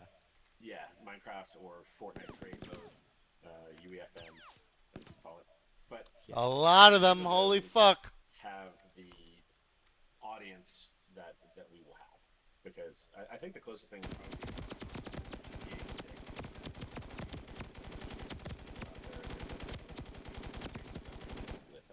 With GTA 6, which we're all excited about as well. At the same time, there's going to be people who absolutely gravitate to that kind of gameplay. Yeah. But there's a lot of people who are going to be like, wow, I've been looking for this MMO for a long time. I'm glad this came because they've already done this before, and I think we're going to get a lot of really really awesome mods and servers. And one quick point there, when people do modify the game and they're operating their own servers, they can charge people for it. We're like, Yep. go for it. Charge people to do a version of this that's pirates or ninjas or Where whatever. are you You know, shooting at that's me from? Oh, there we go. that's one of the reasons I Goodbye. really loved the opportunity that I got to come in and join this team this month. Is that I'm looking at this is the next version of Steam, where there's a ton of games that you can choose from. There's this core thing, kind of like if you're playing Counter Strike or if you're playing Team Fortress or even Dota. Um, but from there's going to be so many different modifications or different ways that people play.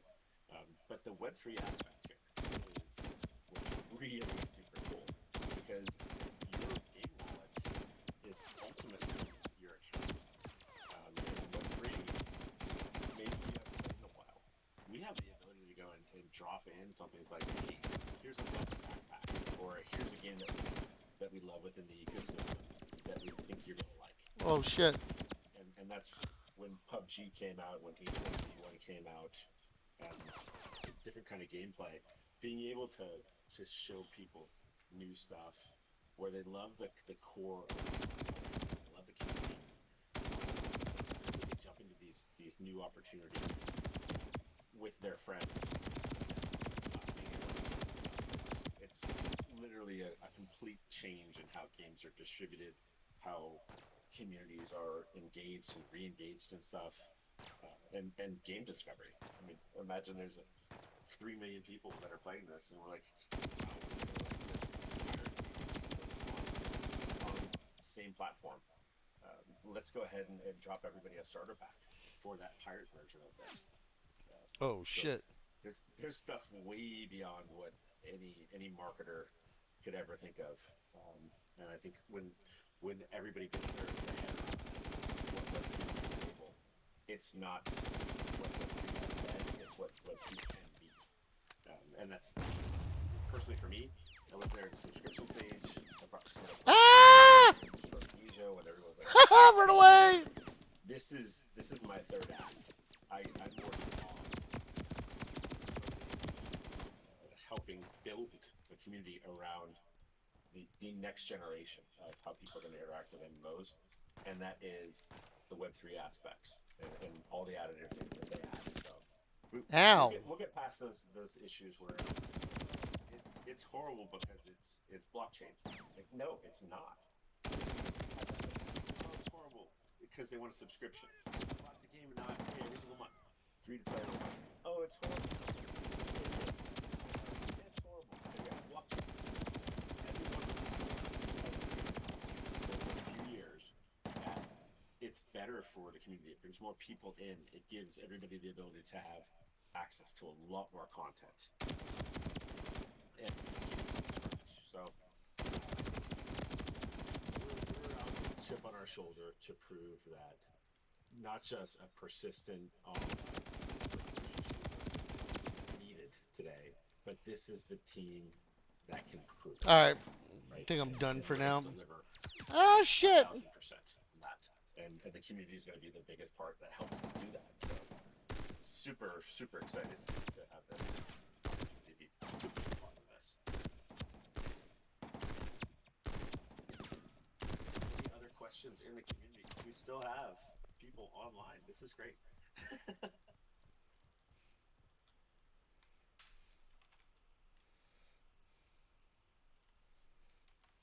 Okay, with that, since there's nobody jumping up, unless hang on, I have my thing over. Du-du-du. Du-du. Thank you, Elise. Appreciate your feedback there. Something's weird about this chat. Like I see Yeah, I'm I looking got at one it. update to it, and then I'm not getting any more updates. The last thing I see here is Ryan Thompson saying something. Valens Strange. just Yeah, said something nice. I've Thank been you for the I've support. been here this whole time very quietly fighting the permissions battle. There's a lot of broken things in this channel. So Vin, I'm gonna give you a heads up. I've been back channeling Smed on this entire thing. We're gonna be doing this every day, and we're gonna do it public for the entire server. So I'm gonna talk to Jimmy and a few other people, but we'll get people in here every single day. We need to be doing this for the community. We need the community to If be giving if feedback, it's and we public need to with the be entire server, all of the issues yeah. you ran into today no longer happen. All of these issues are due to restricted access in a channel that's not designed for it. Okay, got it, got it. Got it. That makes sense. Yeah, so you and me and a few other people, let's sit down later today. Let's Yes. figure out that part of the issue, and let's make sure that this server knows that they are our community, and they can give that feedback in real time, and that we can actually read it, I say and we will answer every question. the rest of CX is out, so I am now the authoritative source for today. Throw me in a meeting or put me in a channel, I'll respond. Right on. But Yeah, Cool, guys. great feedback already. Yep, but thank yeah, you. Yeah, This thank you guys so is much. awesome. It's if any of you know, you it's all hard have to any explain how cool it is to be able to show a game that you've been working on, and you know, through all the Yeah, ups and downs of developing a game, getting to the point where we're actually starting to show it to people it, is like it's such a beautiful kind of time, and like beautiful and scary and terrifying and gratifying. So yeah, appreciate and every chance we get to talk about the game. So thanks for coming and thanks for your attention, everyone. and feel free if you have I, any questions like after this that like are still unresolved, or if you think of them like an hour later, feel free to either still drop them in this chat because this chat will be open, or just drop them yeah. somewhere else in the server, and I'll make sure that the team sees it, or we'll just answer it next stage. Yeah, and I'll throw two avenues here. One, AP Collective is a great partner of ours. They're working with people on the Web3 side, and we want to make sure that everybody who showed up today actually gets an NFT of the game when we drop those on Wednesday. Um, so either send Crystal your uh, your wallet address. I'm throwing her here a little bit, or friend me and direct message me. I'm Megamouth, and we'll just make sure everybody here gets that. Just put a little line like, I was in the chat, dude. Here's my wallet address. So super excited to get y'all in. And honestly, big time. Tell your friends. We're not a project. We're a product. We're a game. We're a company, and this is a community that we're going to be building for decades. So it's if you believe now, just wait. We're gonna knock your socks off. And that's, yes, that is a boomer comment. So thank you everybody. This is really fun and we appreciate it. Higby, thank you for coming in and pinch hitting a little bit. I know we're doing a lot of stuff on the dev side. Um, and it's Of course. great to hear your vision each time because I always get a little more out of it. And like I said, I'm pretty young with the company and I get I'm also super just making pumped. it up as I go along, dude. So it's always going to be different. It's always going to be different. You're well, it's different. You're doing a good job because I remember being with Hollywood James Parker on Lords of EverQuest, and we're out there, and people were asking questions like, "Yeah, we're going to do that," and then came back, and the dev Right. team's like, "What the hell did you just commit us to?" So Yes. everything you say is actually things I've heard. So That's right. I don't Yeah. think you're We making definitely shit do have up. a vision. We do have a vision. I just talk about it a little bit differently. I'm talking about donuts one day and bicycles the next day. It's always something new. As long as we get that fishing in, we're good. That's right. That's what you'll get from it: Awesome. donuts and bicycles. All right. Thanks, guys. Thanks everybody. Have an awesome weekend.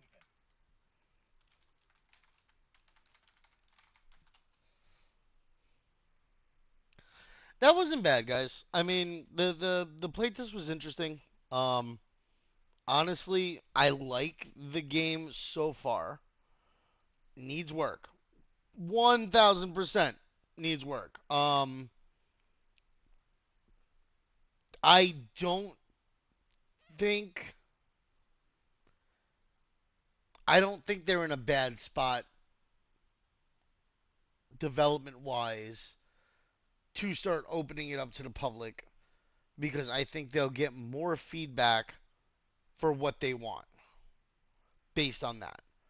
I think that it will give them more of an option for improvements and things that people want to see based on having that open opportunity for people to discuss.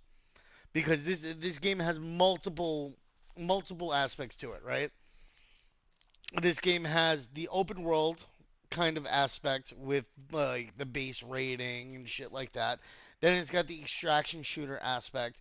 So it's managing like feel of loot and runs, high value loot, difficulties, um, where like spawn rates. There's so much to it, and they're going kind of like open world MMORPG, the Division 2 kind of maybe feeling to it, and I see them having a lot of issue with finding out that what valuable improvements they can make and managing expectations of the community, trying not to favor one aspect of the game over the other. Um, I can see where opening this up to a larger player base is going to be helpful. Not only that, is revenue. You know, like fucking revenue never hurts. Um, and the fact that they're going to be making revenue outside of just NFTs or just cryptocurrencies or whatever is even better in my opinion. So I think I think this is going to be interesting. I'm gonna hop into DTL real quick, see what these guys have to say. I'm still live, just so you know. Okay, Um, thanks for letting Okay. us know. Good to know. Thank yeah, you. yeah. I figured, you guys were shit talking now. Just But post mortem, post mortem. that's actually what I was doing. So I figured I would hop in here with you and see what you guys were thinking about it because I like honestly in the current state of it, it's no worse off than Shrapnel was when they were selling packs. Yeah, true. And they're Um, kind of taking the same playbook with giving packs away to people who present content and games to a large but audience. the difference is those packs are actually gonna have some utility right out the box. Hopefully, like they're gonna have things inside them, like Well, bases, yeah, but once you open reapers. the pack, you can't resell the stuff that's in it. They already Same with made that shrapnel. clear. Yeah, Same with shrapnel. Shrapnel, the it was the the mainly just an pack access. itself It was is just what's an going to access be pack. valuable, which is what you And couldn't do with Shrapnel. You couldn't sell the well, and with pack shrapnel, once you had it it. wasn't even an Yeah, NFT quite. yeah, no, But it no, was no, it was I apologize. It was on their custodial wallet. So I yeah, but you think you couldn't could. then sell it. No. No, you could not because there was no access to your wallet on your shrapnel like login. Yeah, Yeah, you had no I'm control live, over that. Moglin, just so you know. Thank you very much. Yep. Yes. But Hello. that's the thing. Like where they're at development wise is no worse than games that we've seen try to push like beta fucking, True. you know. That's true. What'd you think of So the price points? I was a little happier that it wasn't 45 and 100. What did they say? I knew it was 30, going to be 30, 30, 50, 30, 80? 50, 80. They Okay. they already had that posted, so I wasn't concerned about Yeah. that. I thought it was fine. I Yeah. think most of it is fine. The only thing I'm worried about, and they didn't really give an answer except for we've got it handled, is the whole mint structure. I They didn't think say it's they had it handled. They said that the ETHLink or whatever the fuck the ETHLink Uh, that ETHLink what the fuck was the name of it? EtherLink? Yeah, Tezos. They're using Tezos and Etherlink. Yes. But Yeah. Etherlink is the one that they're using to mint, and it's an obscure Yes. chain where not many people have wallets. Don't know like the ease of and that's kind of an argument against their mint too, though, right? I just It's on an obscure chain. People don't have wallets. People aren't like bridging over and stuff. Is not is not something people are used to for that chain. And I know when I pulled out of what Sugarverse, I had some Sugarverse tokens or whatever I think it was, and it was on Etherlink, and getting it out of there was fucking confusing, you know. So like if there's gonna I be don't think a friction good getting guide on for there, purchase.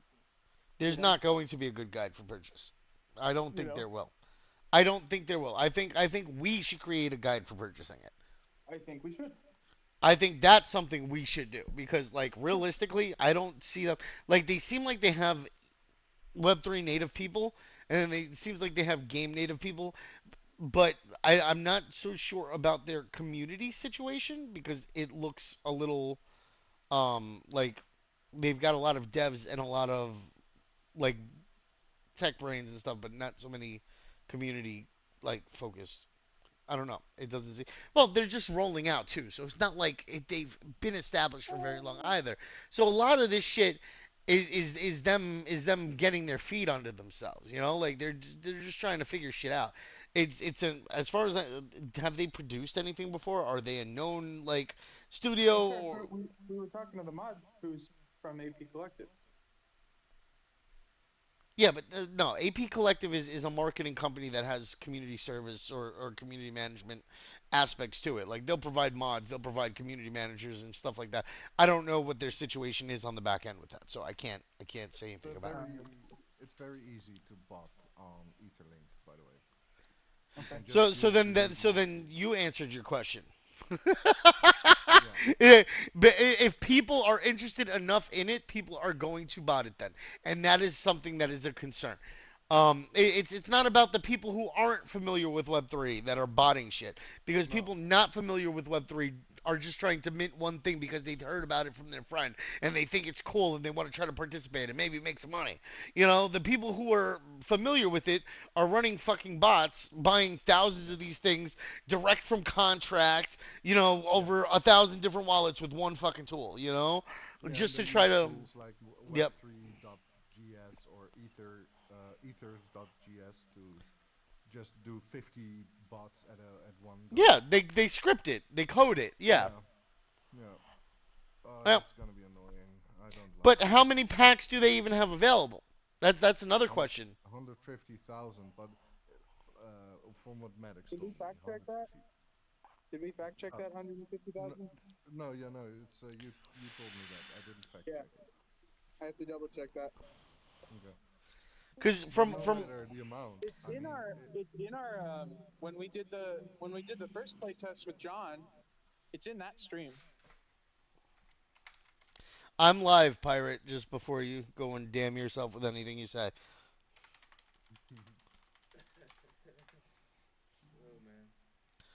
Um. So I go to sleep. He had to Hello. say hello. And, yeah, it's just sending love. Thank you for the love. We appreciates it, buddy. Here we go. Status set. Fuck you guys. I'm not saying it 100 times. There you go. Thank you. That's a good one. No, that's a good idea. We should do that. Yeah, There's no reason not to. but we should still mention it. So, okay. So how is we know Bella had trouble playing the game and staying in the voice channel. well, Well, eventually, he I had figured trouble out getting what they into the did. voice channel. That was the Yeah, problem. the weird Yeah. thing was I had a role, the guest playtest role. Yeah. It just pop disappeared and it kicked me out. Somebody was messing with your perms. You know, I you don't know think what it so. was? He was messing with perms to try to get the fucking voice thing working. Is what it was. Yeah. Yeah, Yeah. And yeah, and then he accidentally removed my playtest role or something. I don't know. yeah, Maybe. that might have been it. I mean, Yeah, but then I got in, and the game went smoother. By the way, I was actually able to play, extract, kill some bots, and Good. yeah, it was doable. Once you I enabled the have boost, right? No, I already did that in the beginning. It was just by playing a little bit. It seemed to be running better after like 5 or 10 minutes of playing. I still had mm, like frame drops here and there. I mean, if they're not gonna do a lot of optimization, I will probably not be able to play this properly on this PC. when it was night mode, I could literally see the whole map formulating. Like it looked like lightning in the distance. It was just like shapes would start to appear out in the distance for me. Yeah, It was very awkward, but All right, it's boys, let's interesting. get this puppy back into place. yeah, On three, I ready? found KG at one point. I killed a few people, and then we I like I killed got I people. killed one person. I don't know who it was. We And kept that's picking each something other up, and it was fine, but it was funny. that's something that they need to work on, like the feel of like player to player interaction versus the player Yeah, to bot interaction, because it's hard to tell like it was. if it's a player. And Well, I like there's the name at the top of the head when you're close enough to see it. You can't I always I see it. I'm pretty sure I wasn't. I was shooting at him from outside the gate and he was inside the building. So I don't know who the hell that was, but like Yeah. yeah. And he lit up blue Oh, and he had a looks self really revive good on for him you, and shit. Moglin. Holy shit, What's that? Moglin. What are you? What's your graphics card? Uh, 4070 Ti Yeah, good, yeah. good Pro choice. Yours is with looking made by, nice. but it's made by Asus as well. It's not. So, Oh yeah, that one of the No, best. no, no, no, no. It's not so. It's better. It's Yeah, yeah, better than the Nvidia Ace ones. is yeah, definitely. good. But Is it Um, the ROG Strix as well? probably.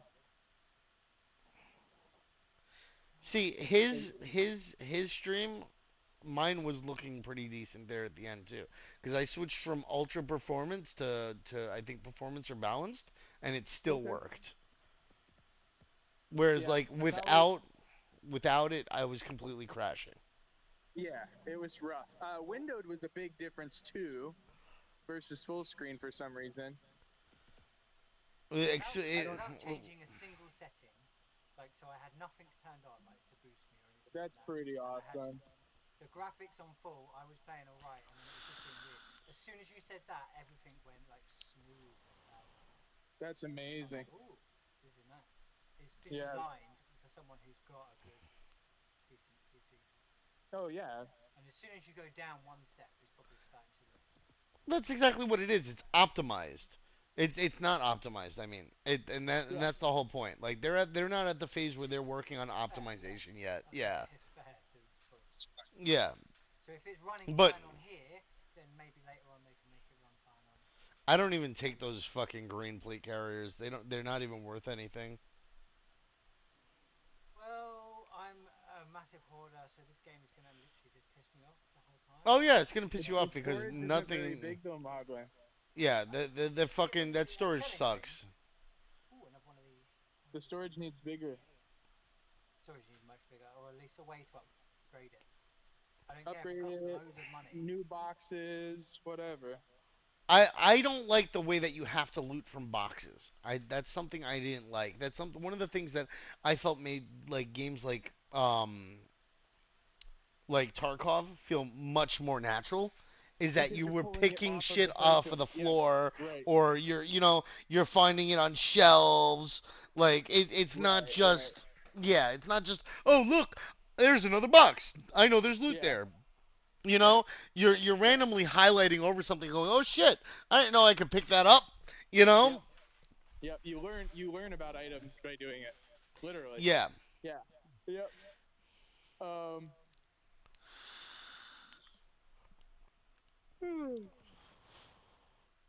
Just It's let very me I know. generous of them to share packs with us. I think that's really nice.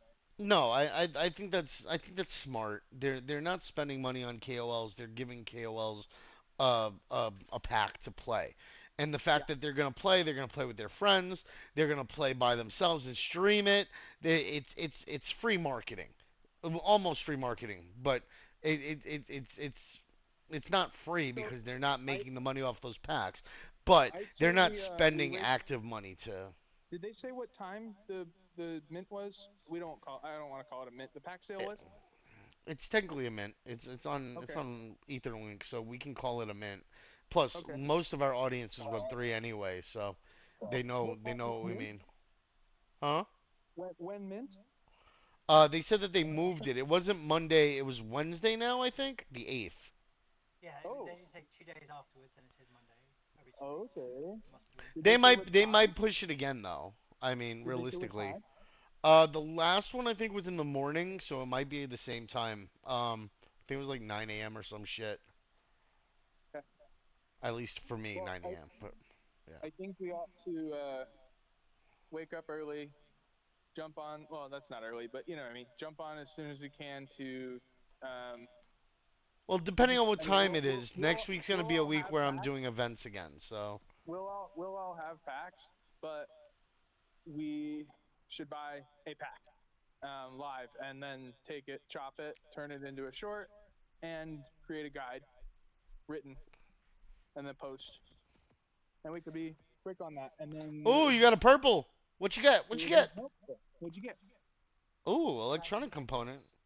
That's Yeah, what but I'm going that's up for. that's So good. this little location here has them laying around. Just Oh, outside they were. They were just where are you? Are you at the? You're at the hangars. Okay. I didn't know how to activate missions. That was not intuitive for me. You Yeah, I press didn't either. tab and then you hit accept. Yeah. Is that it was, all? once he said it. Oh, I And then didn't it hear and that. then it pops up on your Yeah, I like that. compass. Yep, that's nice. I didn't see that I at all. think the compass is a good thing. It's not nearly as hardcore as fucking Tarkov. It's nowhere No, near. It's nowhere near as unforgiving. no, Um, not at all. The bots yeah, were very easy as well. I wasn't upset yeah. with them. I would just camp. I would just camp a spot and just let them come. I was having fun with it. But I've got to kill one more syndicate soldier here, and every single time I've done this mission, I've done this is the third time I've tried to do it. I can only get to 4, and there's no more Oh. people. So that's one of those things that, like, you know, if the goal is collect 50 coins, they need to put 55 coins available to pick. You know, they they need to put a couple more syndicate soldiers out there. Put the frag in your tactical slot. There you go. Oh, is that where it goes? Yep. Oh, And it's now in you the can syndicate use it. slot. I didn't even notice that. Yeah. When you highlight over, it'll tell you where you can drop it. Like, yeah. Okay. If you need them at gas, then it's likely that there might be more up there in the woods, possibly. Did anybody else get night vision? I found some night vision when the lights were off. Is that a player? It was the night vision was cool. Oh no, never mind. I mean, I was playing on low settings, but like the you know, the bright, just like night vision, like the brights are bright. When you walk into a room, like you're like, ah, fuck me. So they were okay. It didn't feel like dark night vision. It went into like everything was kind of light mode. It was kind of weird. It was like light green instead of that typical night vision green. Yeah. So it didn't feel. I mean, it didn't feel bad. I was happy I could see everything, but it didn't feel like night vision per se. I'm gonna explain it. It looks like. Be right Give me one beach. if I could, I would. I don't want to have to go to the store. Yeah, smoke. I haven't tried this one out yet. What you running to, boy? I went up onto a roof on like a parking garage, and I just started taking everybody out. The sniper's fun, like lots of fun. I think you have to be at the gas station or within the. I was at the gas station. Yeah, but you just took him out and he didn't give you any credit, so I'm figuring that You it have to might be to within your the left, zone? to your left. There's one to your left. Oh, there he goes. Nope. Didn't Still. Huh. What the fuck? Maybe those don't have the indicator like the mission tag on them. That's what They I'm saying. don't. There That's you go. weird. Found a bug, But Moglin. there's only You found a bug, It, Moglin. it's probably. Oh wait, to your right, to your right, to your right, right. Turn around. I saw I saw an indicator to your right by the buses or trucks or whatever. To your right more. I could have sworn it. Nope. Stop turning around. To your right.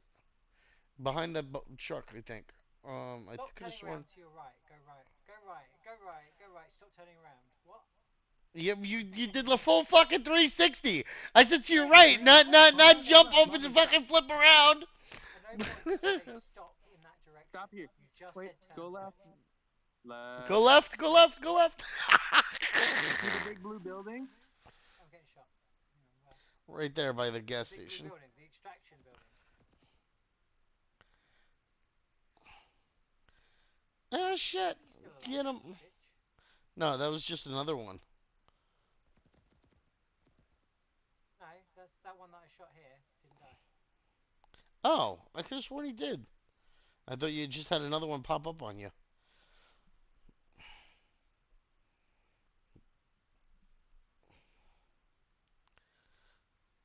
More vests. Yeah. You're gonna die with all your vests.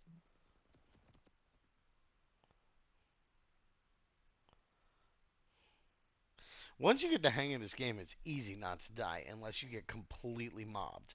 And Well, even then, I've got self-revive now, so unless a player kills me, I can't die. you can self-revive off a player too, if I'm not mistaken. Yeah, but a player can then continue to shoot you. Whereas these guys, see, he's got a little red marker above his head. See, I'm down. Yeah. So now you Down. just press So, Z. Z. Press and hold Z. Yeah. Come back up. Oh no. Oh, does that use it up though? It didn't use it up last time. No, you had two in your slot. So it's possible that you used one the last time and you didn't realize that.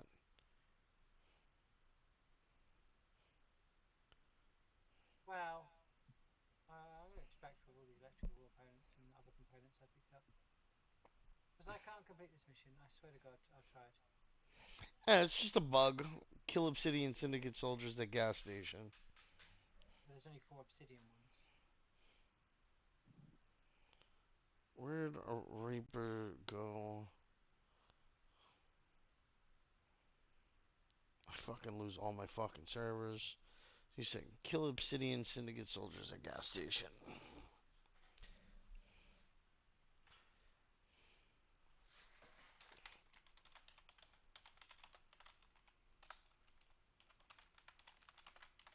Wait, why am I blue? Did you answer?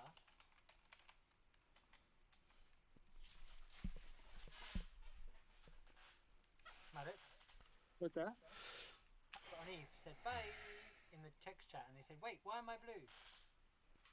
And who said I'm blue?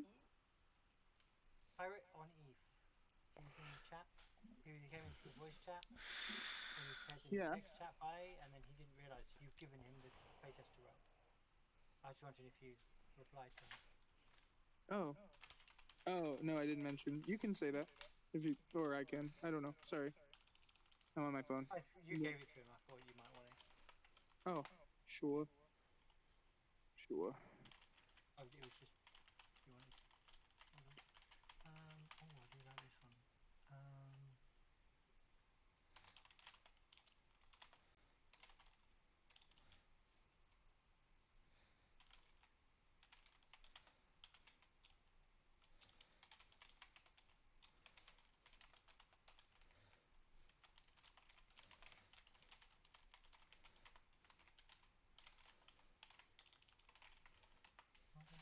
World without you, I want to know.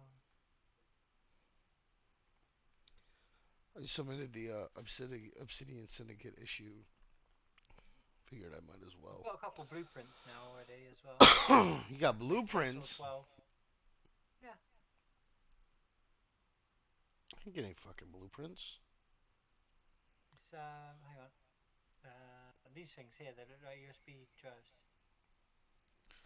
Oh, you're getting all the cool shit, huh? I'm a hoarder. See if I had much more room left. Is a 4080? What's a 4080 compared to a 4070 Ti? No, I didn't say 4080. I said 4070 Ti. So 4070 What's being Ti transferred?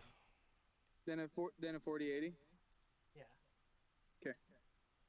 on benchmark at least. Anyway, that's how Yeah. I went and picked it. It's better Yeah, than the yeah, yeah. Because basic benchmark. 4080. Yeah, Yeah, yeah, yeah. I'll play a couple I just more don't have rounds. $1,000 hanging around, man. Sheesh. Why don't I have a Thousand? thousand The dollars sitting whole around? PC was just under £4,000. Sheesh. You can get a 5070 Ti now for like 700-800, but it's still fucking. Why is it? Oh, here we go. Here we go. What? What? Here we go. What'd you find? What'd you Refurbished, find? refurbished Gigabyte, which I like.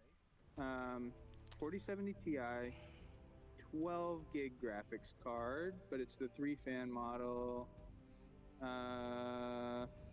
600. Not bad. That's doable. Which one is it? It's a refurbished 4070 Ti by Gigabyte. I'm I'm not fucking with Gigabyte anymore, dude. I love Gigabyte. The after this fucking issue with the fucking motherboard, I'm done with it. That can be so many things. Motherboards are No, weird. it's the motherboard, dude. It's the motherboard. The motherboard's Right, fucking a I have piece of shit. Gigabyte. I like Gigabyte. Gigabyte's great. Apparently not for me. I really like the Get the right. RS ones, AURUS or whatever. What? The hell am I thinking The of? the Anyway. Aoras? Yeah. The what the fuck was it? The Asus, I Uh, think. No, No, it's got like that's an eagle on it. Gigabyte. It's the Gigabyte one. Yeah. Yeah, that's Gigabyte. Yeah. Yeah. RS. Yeah. Yeah. Gigabyte's Yeah. dope. That's Gigabyte's what dope. that's what I got, and it's a piece of shit. So What you Mine's want, good. what I got, and I spent a long time doing this research. I never remember. I have to go look at what I've got. I think, but at the time I was an X670 Aurorus Elite. Yes. I Yes. think I got this Yes. 650 Aurora's Elite. I'm not. Mm-hmm. I don't, yeah, okay, yeah, they're amazing. They're The sick. Aurorus Elite Pro. I don't know Yeah, why but you it's no. The one that I got is a piece of shit. Yeah. So you were probably very unlucky, and the next Yeah. one in line would have been fine. doesn't matter. It's still a piece of shit, And, and that's what I got. and I'm So running it fuck with it. an AMD Ryzen 9 7950X 3D 16 core processor. Yep. Yep. Which one is it? Yeah, it's a AMD Ryzen 9 7950X 3D 16 core. Okay. That's sick. I think I ended up Ah, getting the 9900X. I went with the straight extra processing power rather than going for yeah. the X3D for the extra L3. Fair. Yeah. But yeah, no. The one thing that this computer is not great on is RAM, because it's only got Mm. 64 gigabytes. That's still a lot though. That's more than Yeah, more than yeah, you need. More than you need usually. yeah. But no, I prefer 2 slots of 64 rather than 2 slots of 32. I wouldn't want to go to 4 slots because it can fuck up some things, make some processes slower. Well, it's because it takes up more bus usually, right? Like Yeah, yeah, yeah. so it slows other things down. So yeah, it's better just to have 64 than it is 120 if you're using 4 slots. In truth, once you've got enough RAM, it's okay. But you want to already use 2 slots in your motherboard at any time. Okay, I gotta sell more Start shit. doing some trading. But who am I going to trade with? Which I don't think it really matters at this point, honestly. blueprint purchase? Yeah, I know, but I want to try and level. Like, you can get up to rep tier 4, so I want to focus on one to get their rep tier 4 stuff. You know? I Mm-hmm, see what you're mm-hmm, saying. mm-hmm. So Rogue Command has a shotgun legendary, which meh, but it doesn't have the legendary body armor. I have But they've got legendary the armor ability. already. You think? Fucking hell, that's quick. Full automatic rifle. They've rifle. What do they have? They've got. Oh, that's the gun I like. And super alloy. What's the alloy for? The crafting recipe is to make things. So I guess if they've got blueprints. They've got to work on the fucking quality of life for these like buying and selling shit because this the interaction of it is just fucking ugh. 90 That you have to times. type in 90. Yeah, to yeah. sell That you 100 can't just bullets. sell all. Yeah, no, it's fucking But you, annoying. also, if you've got 4 stacks, you can't sell. Hang on. 360 bullets. You have to sell 90, and then go in and sell 90, and then go in and Yep, sell 90, exactly. and sell 90. So Yeah, if you're it's gonna a little if you're gonna annoying. force us to use a type in number, at least don't limit it, and let you sell all of the ones that you have. I have just have an all button, please. Please and thank you. Yeah, very much agree with that one.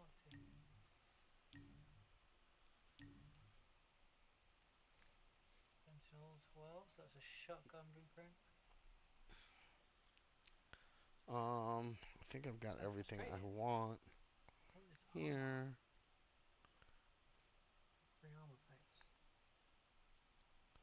All right, I've got my storage fucking organized.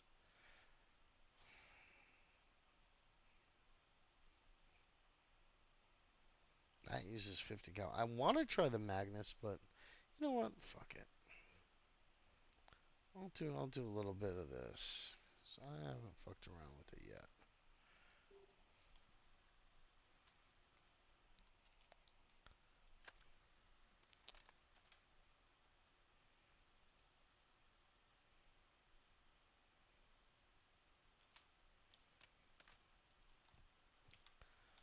All right.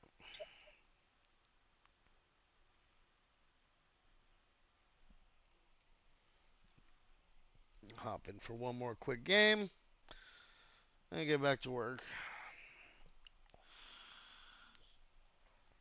I have purchasing power on a firm. Ha ha ha ha ha ha. That's not good. Don't do it. I have $4,400 of Newegg purchasing Don't power. do it. Don't do it. No, I I'm might gonna get graphics send. card. I'm I gonna might send. buy a I'm gonna send this to your wife. Don't do it. I might buy a graphics card. I'm streaming. I can send this to your wife. It's fine. No, I It's know. fine. It's fine. I'll just say I'm upgrading the kids' graphics cards. You see? Yeah, and she's gonna yell at you just the same. What are you talking about? No. I'm doing this so they can play more games. You see? Yeah, that's not gonna Because work, dude. I hand my graphics card down to them, and then it goes down the line. You know? Passenger terminal, gas station, street sweeper, Straliti Village, or air traffic control. Where am I? Let's go. Dana. Nope. Oh, the kiddos are home. That's air traffic control. Where's Starlit Village? Oh, that's Straliti Village over there. Okay, so I'm gonna go for the ATC one. Missions. Take control. The Obsidian Syndicate is advancing rapidly. Stop them. Stop them! They're advancing rapidly. Stop them! Alright, guys, I'm in ditch. I'll see y'all soon. Tell the littles I said hi. Have fun, medics. Bye. Yeah, I will.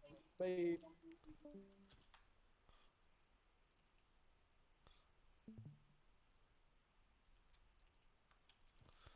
How do I get over here? Oh, through here.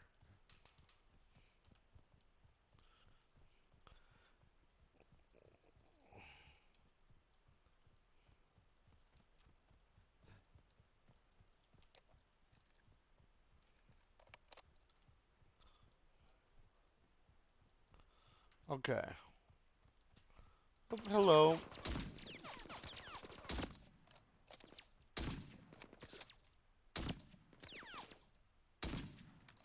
I missed.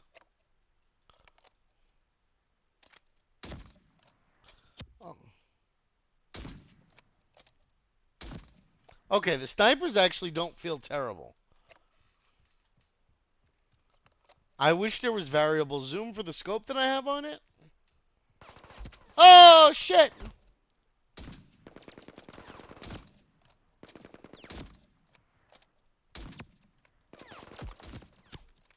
Ow.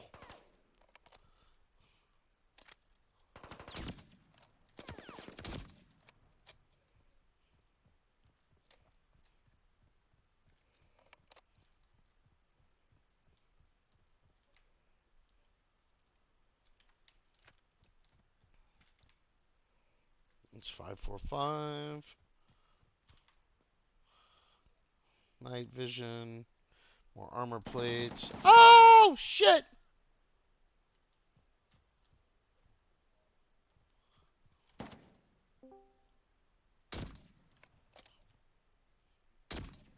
Oh, hello everyone. Yo, I missed. Sorry, Yo.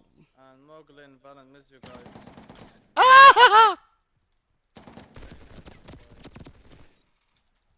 What's up? All good. Just it was like a crazy 2 days, bro. Yeah. Good Yeah, crazy or bad crazy? Oh, shit. kind of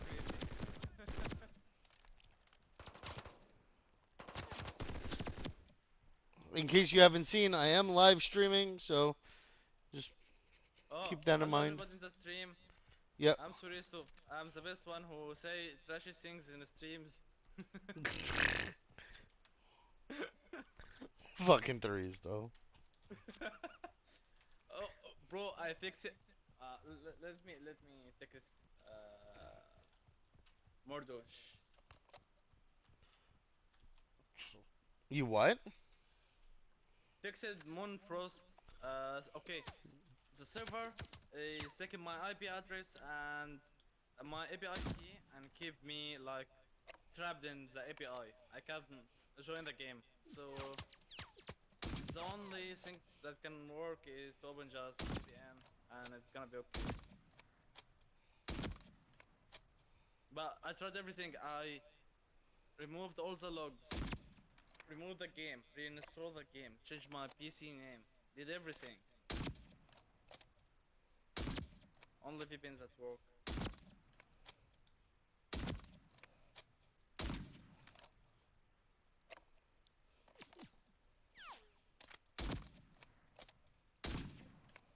God damn it.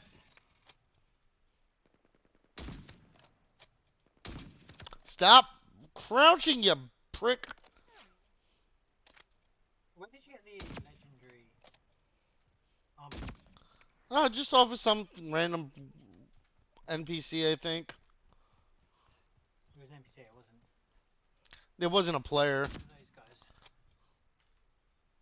guys. What are these? Are these guys? Might have streamed like with him. No. Legendary kills, cheers, thanks, bye, logging off.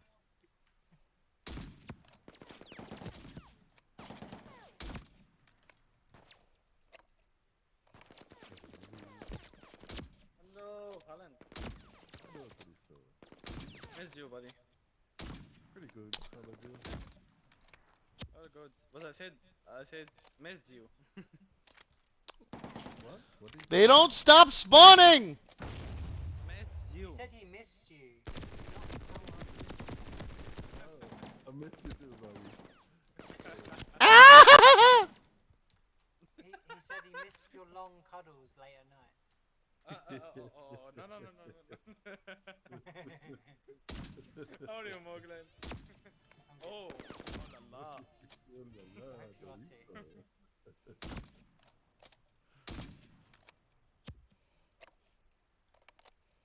Hope you're good too.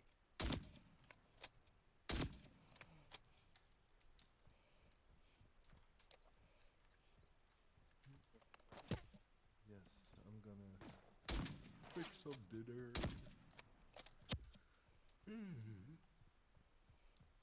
Ah,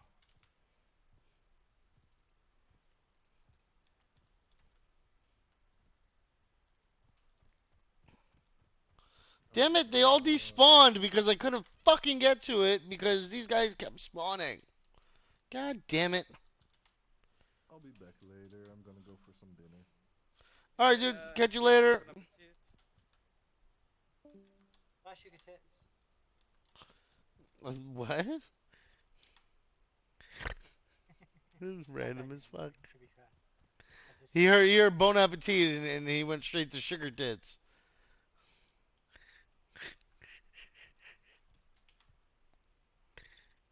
Oh, okay. The fuck is this? Oh, that's just a light. Hello. Ow. Ow. I'm dying. I'm just looking for blues, purples. Forget greens and blacks now. See an extract right there too. Hey, there's a blue.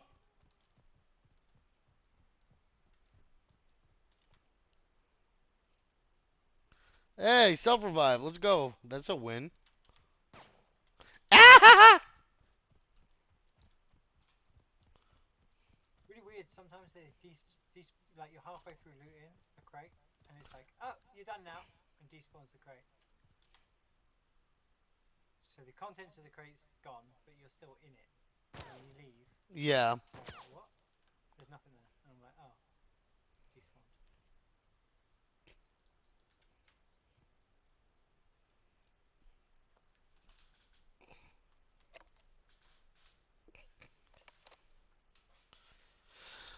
Oh, yeah. It's not that immersive yet. It needs work for sure, but I can see it getting there. I hear gunfire, but I don't know where from.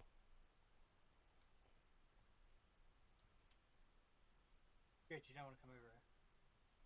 What? I said, good, you don't want to come over here. Where you at? Ready? Gunfire. Yeah, I think that might actually be you.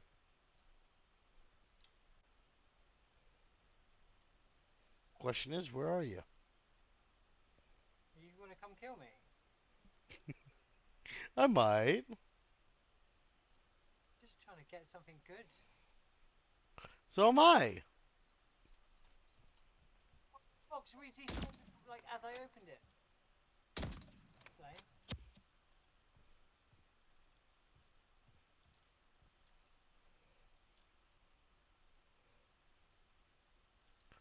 Okay. Oh, shit!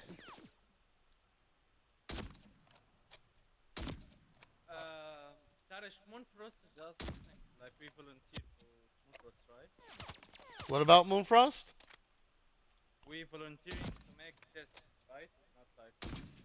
I don't know what Moonfrost is like. It seems like more of a passion project, honestly, than like them trying to like make a viral like business or some shit. Okay, Like, you know what I'm saying? Like it. I'm taking fire. To be honest, this game is amazing. Amazing graphics, amazing mechanics, amazing music. But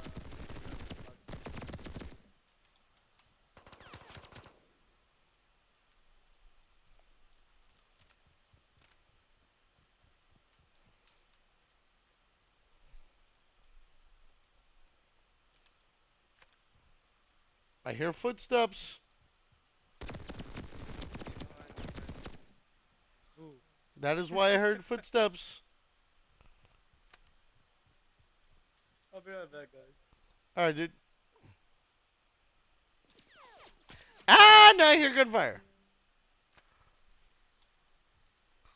Where from? Oh, I see you.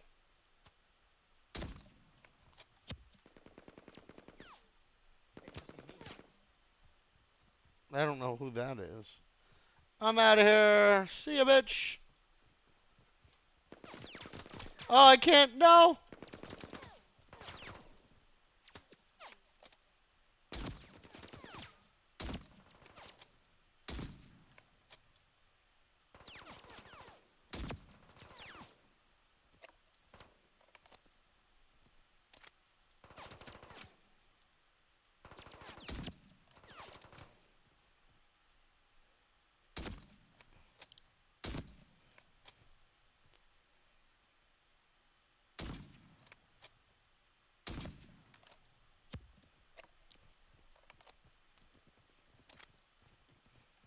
Alright, I'm almost out of bullets for that, so let me go fuck around over here. Where's my,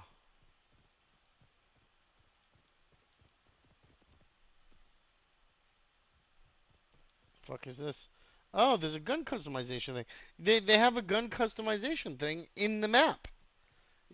You can find... That's cool. I didn't know about that.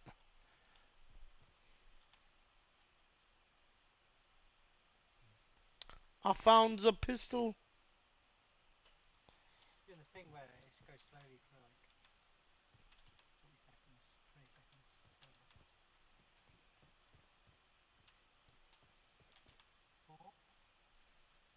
Compensator. Alright, now where the fuck am I supposed to go to kill these guys? Because I want to finish this mission and get out of here.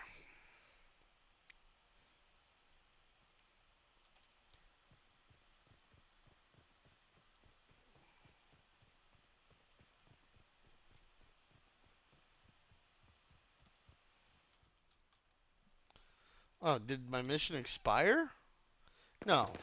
Ah! I'm being shot.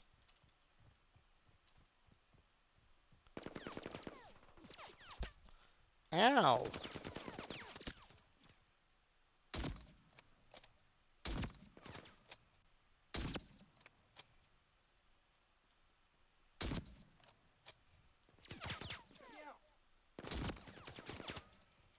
Behind me? What?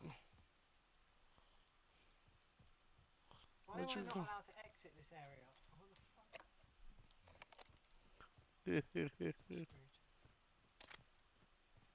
Where'd you go? Where'd you shoot at me from, bitch? I found like an area that is really graphically destroying. What's going on? Oh, shit. Considering how good it runs.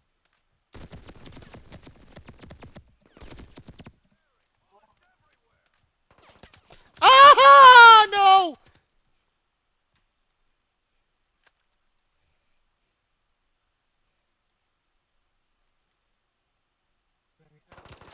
Ow! Bitch.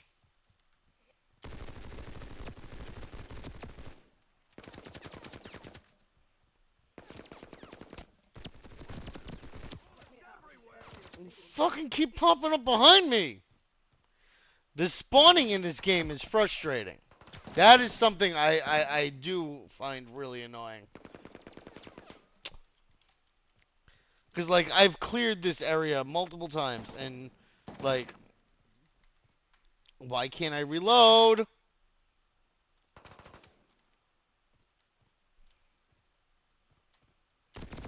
Continue to locate and eliminate.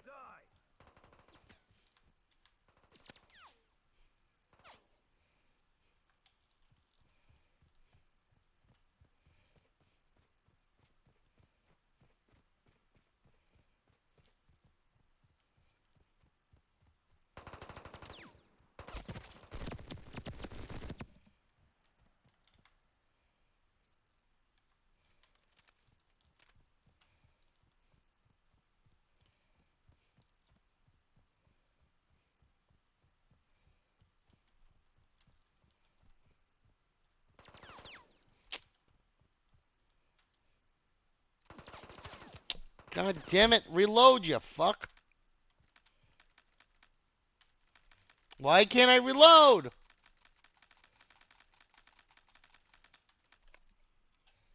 Alright.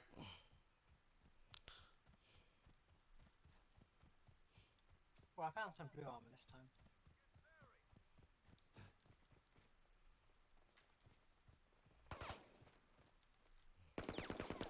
Now I can't shoot!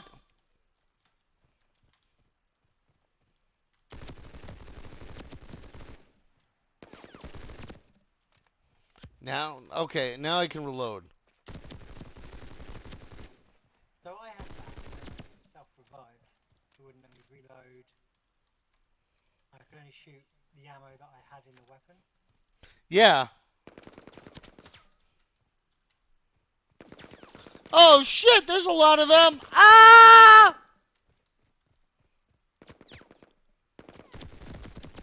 Slow their momentum. Thanks. Now they're everywhere.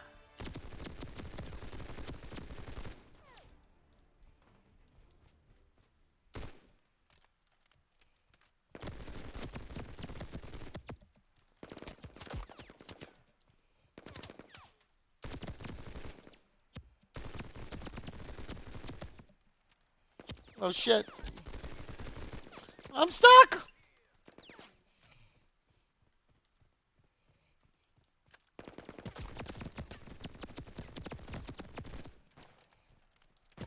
Oh my god, where did they all come from? China. I'm gonna crawl over here. That'll put me in a better spot.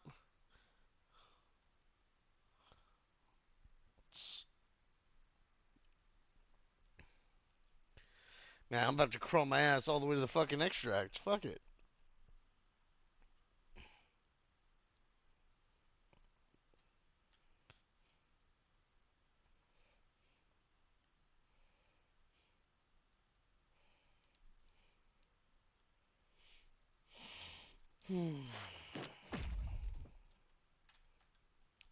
I'm alive. That was fun. Oh shit! I'm about to die.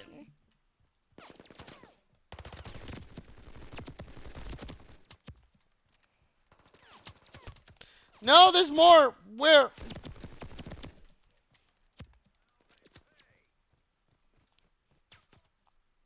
Stop shooting at me.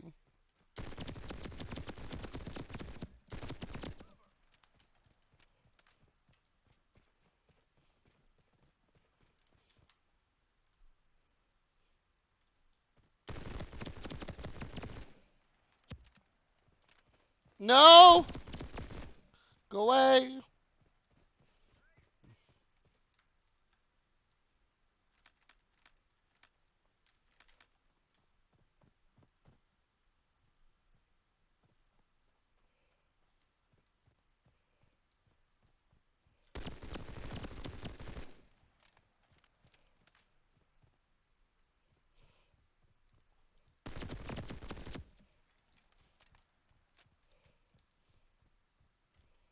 Fuck this. Where's the extract?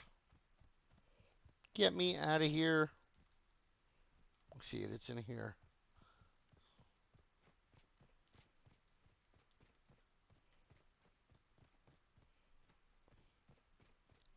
The smoke is on the roof, though. Do I have to find my way up to the roof?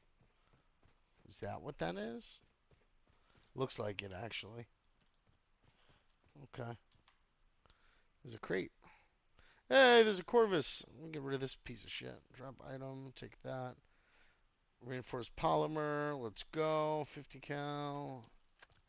Alright, cool. There's the helipad.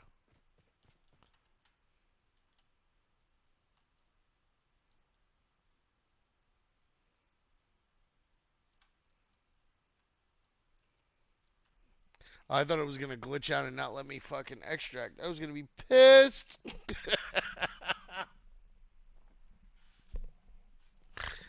I haven't died in a while. I don't want to die.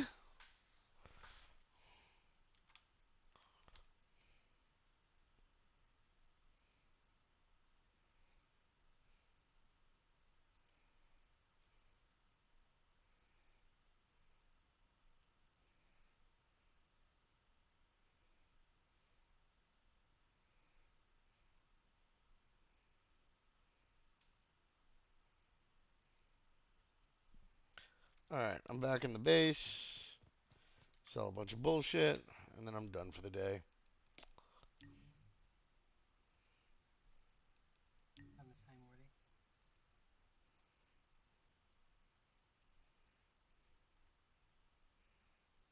Interesting. It feels like it's going to need more. It does need more, dude. It does. Like there's no doubt about that. But Well, I'm they've got to. Like the missions wise, the actual activity. I'm talking about just general game feel, even like. Yeah, there's the game feel, obviously, but they're going to build that. But I feel like even with if they build out what they've got, it still feels like it's going to need more Well, after that. yeah, I could see them having to add a lot Gameplay more wise. like missions and like other ways to I could see them doing like raids. I could see them doing like special events, Mhm. participations, like sort of like how they have the missions right now, but sort of like localized areas where like there'll be a pop up for a in-game event that isn't like just like announced or something. It's something that randomly happens, so that when you're playing, you feel like, you're getting something for being there and not like just some server wide event that everybody knows about and can participate in. Like you're rewarded for your active participation in the game, like I don't know. I, Mhm. there's a whole bunch of options that they can go with, and they're so early with this. Like this game is like it's pretty well polished considering how early it is. The fact that Yeah. they're just coming out with their first alpha, they're starting to build basically, and it's gonna be interesting to see where they go from here. You know, What do you remember?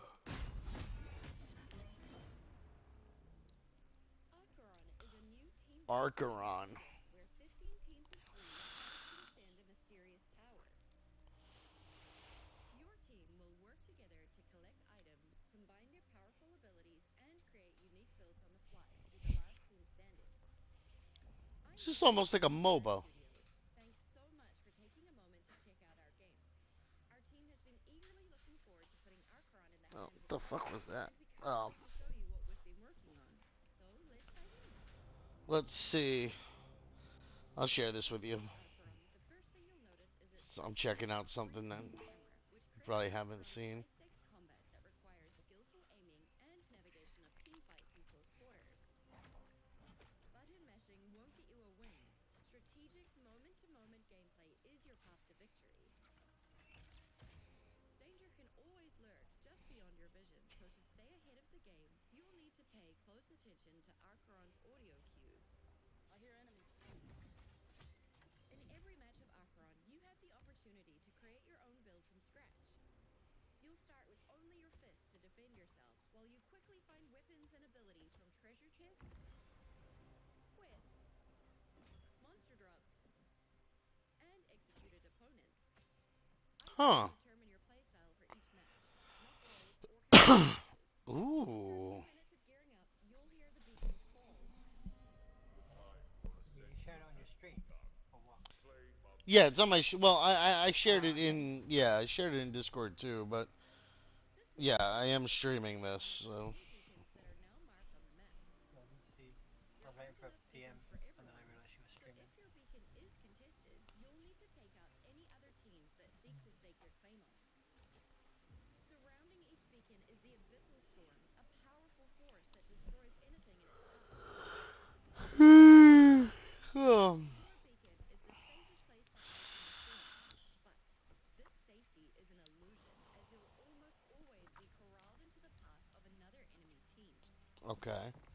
If your team stays on the beacon uncontested for 30 seconds, you'll earn the right to ascend to the next floor. As you climb the tower, teams are eliminated, leaving the final two to battle it out on the top floor and determine which team will be victorious.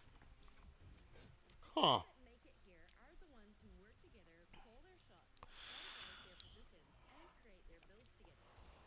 Think of Acheron like a Too game bad, of to be deadly fair. musical So there's some chairs, action often RPGs I armed just items and really don't like. barricades. Oh, Think this isn't an action RPG. This is more like a MOBA.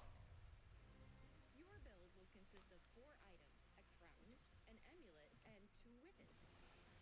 Oh, Each okay. item grants you abilities that determine Yeah, your it's it's defense. it's the It tower. was giving like when I first looked at it, I It had the does look whole like like Diablo-esque. Diablo Like and yeah, Path of Exile, but yeah, the gameplay was These a lot items, better or relics as version we of an call them, action, are the heroes of like Acheron. an actual you were fighting There are many rather items than with unique you're abilities just that you waiting for can mix and cooldowns and match shit. and complement yeah. each other in a variety of Because ways. that's my main problem with action Some are RPGs part of a is you're coordinated just set. managing cooldowns.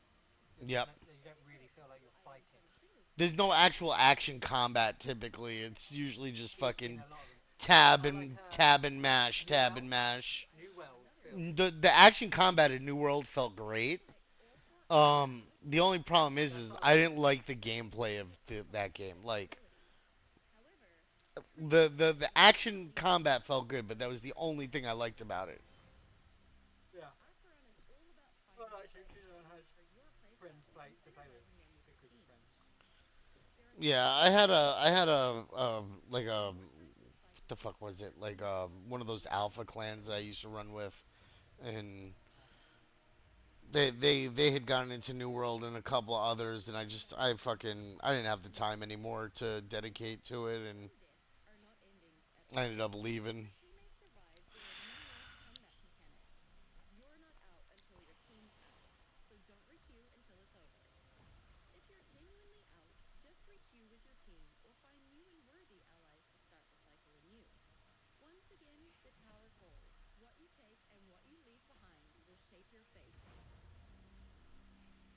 Oh yeah, that's right.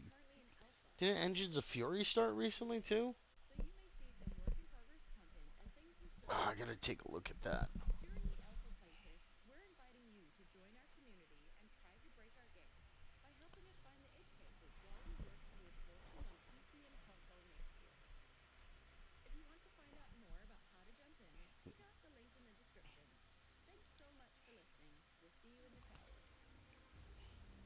You know what? I do like the look of this game though.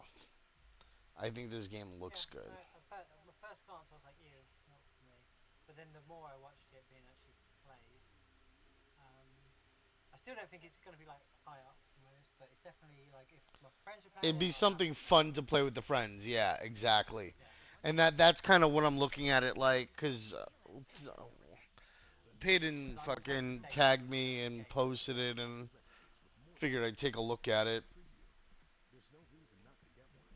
But yeah, if my friends are like, hey, come play this game, and I look at it and I check out some gameplay and this that, and the other, and I'm like, ew. I will say no, I'm not playing that game. Get lost. Even though I'm desperately wanting to play games with friends. Always.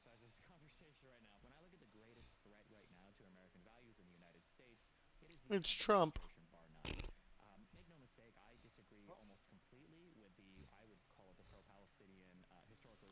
All right, guys. Before we start getting into fucking politics, I'm gonna end this stream because I know that'll be fucking a whole bunch of fun with you guys. You know, but but yeah. Thanks for joining. If you're interested in checking out the game, look them up on X. It's Reaper Actual Web 3. Um, you'll be able to hop in, take a look, get ready for the upcoming pack sales. I'll be posting some stuff on X and wherever else I'm hanging out.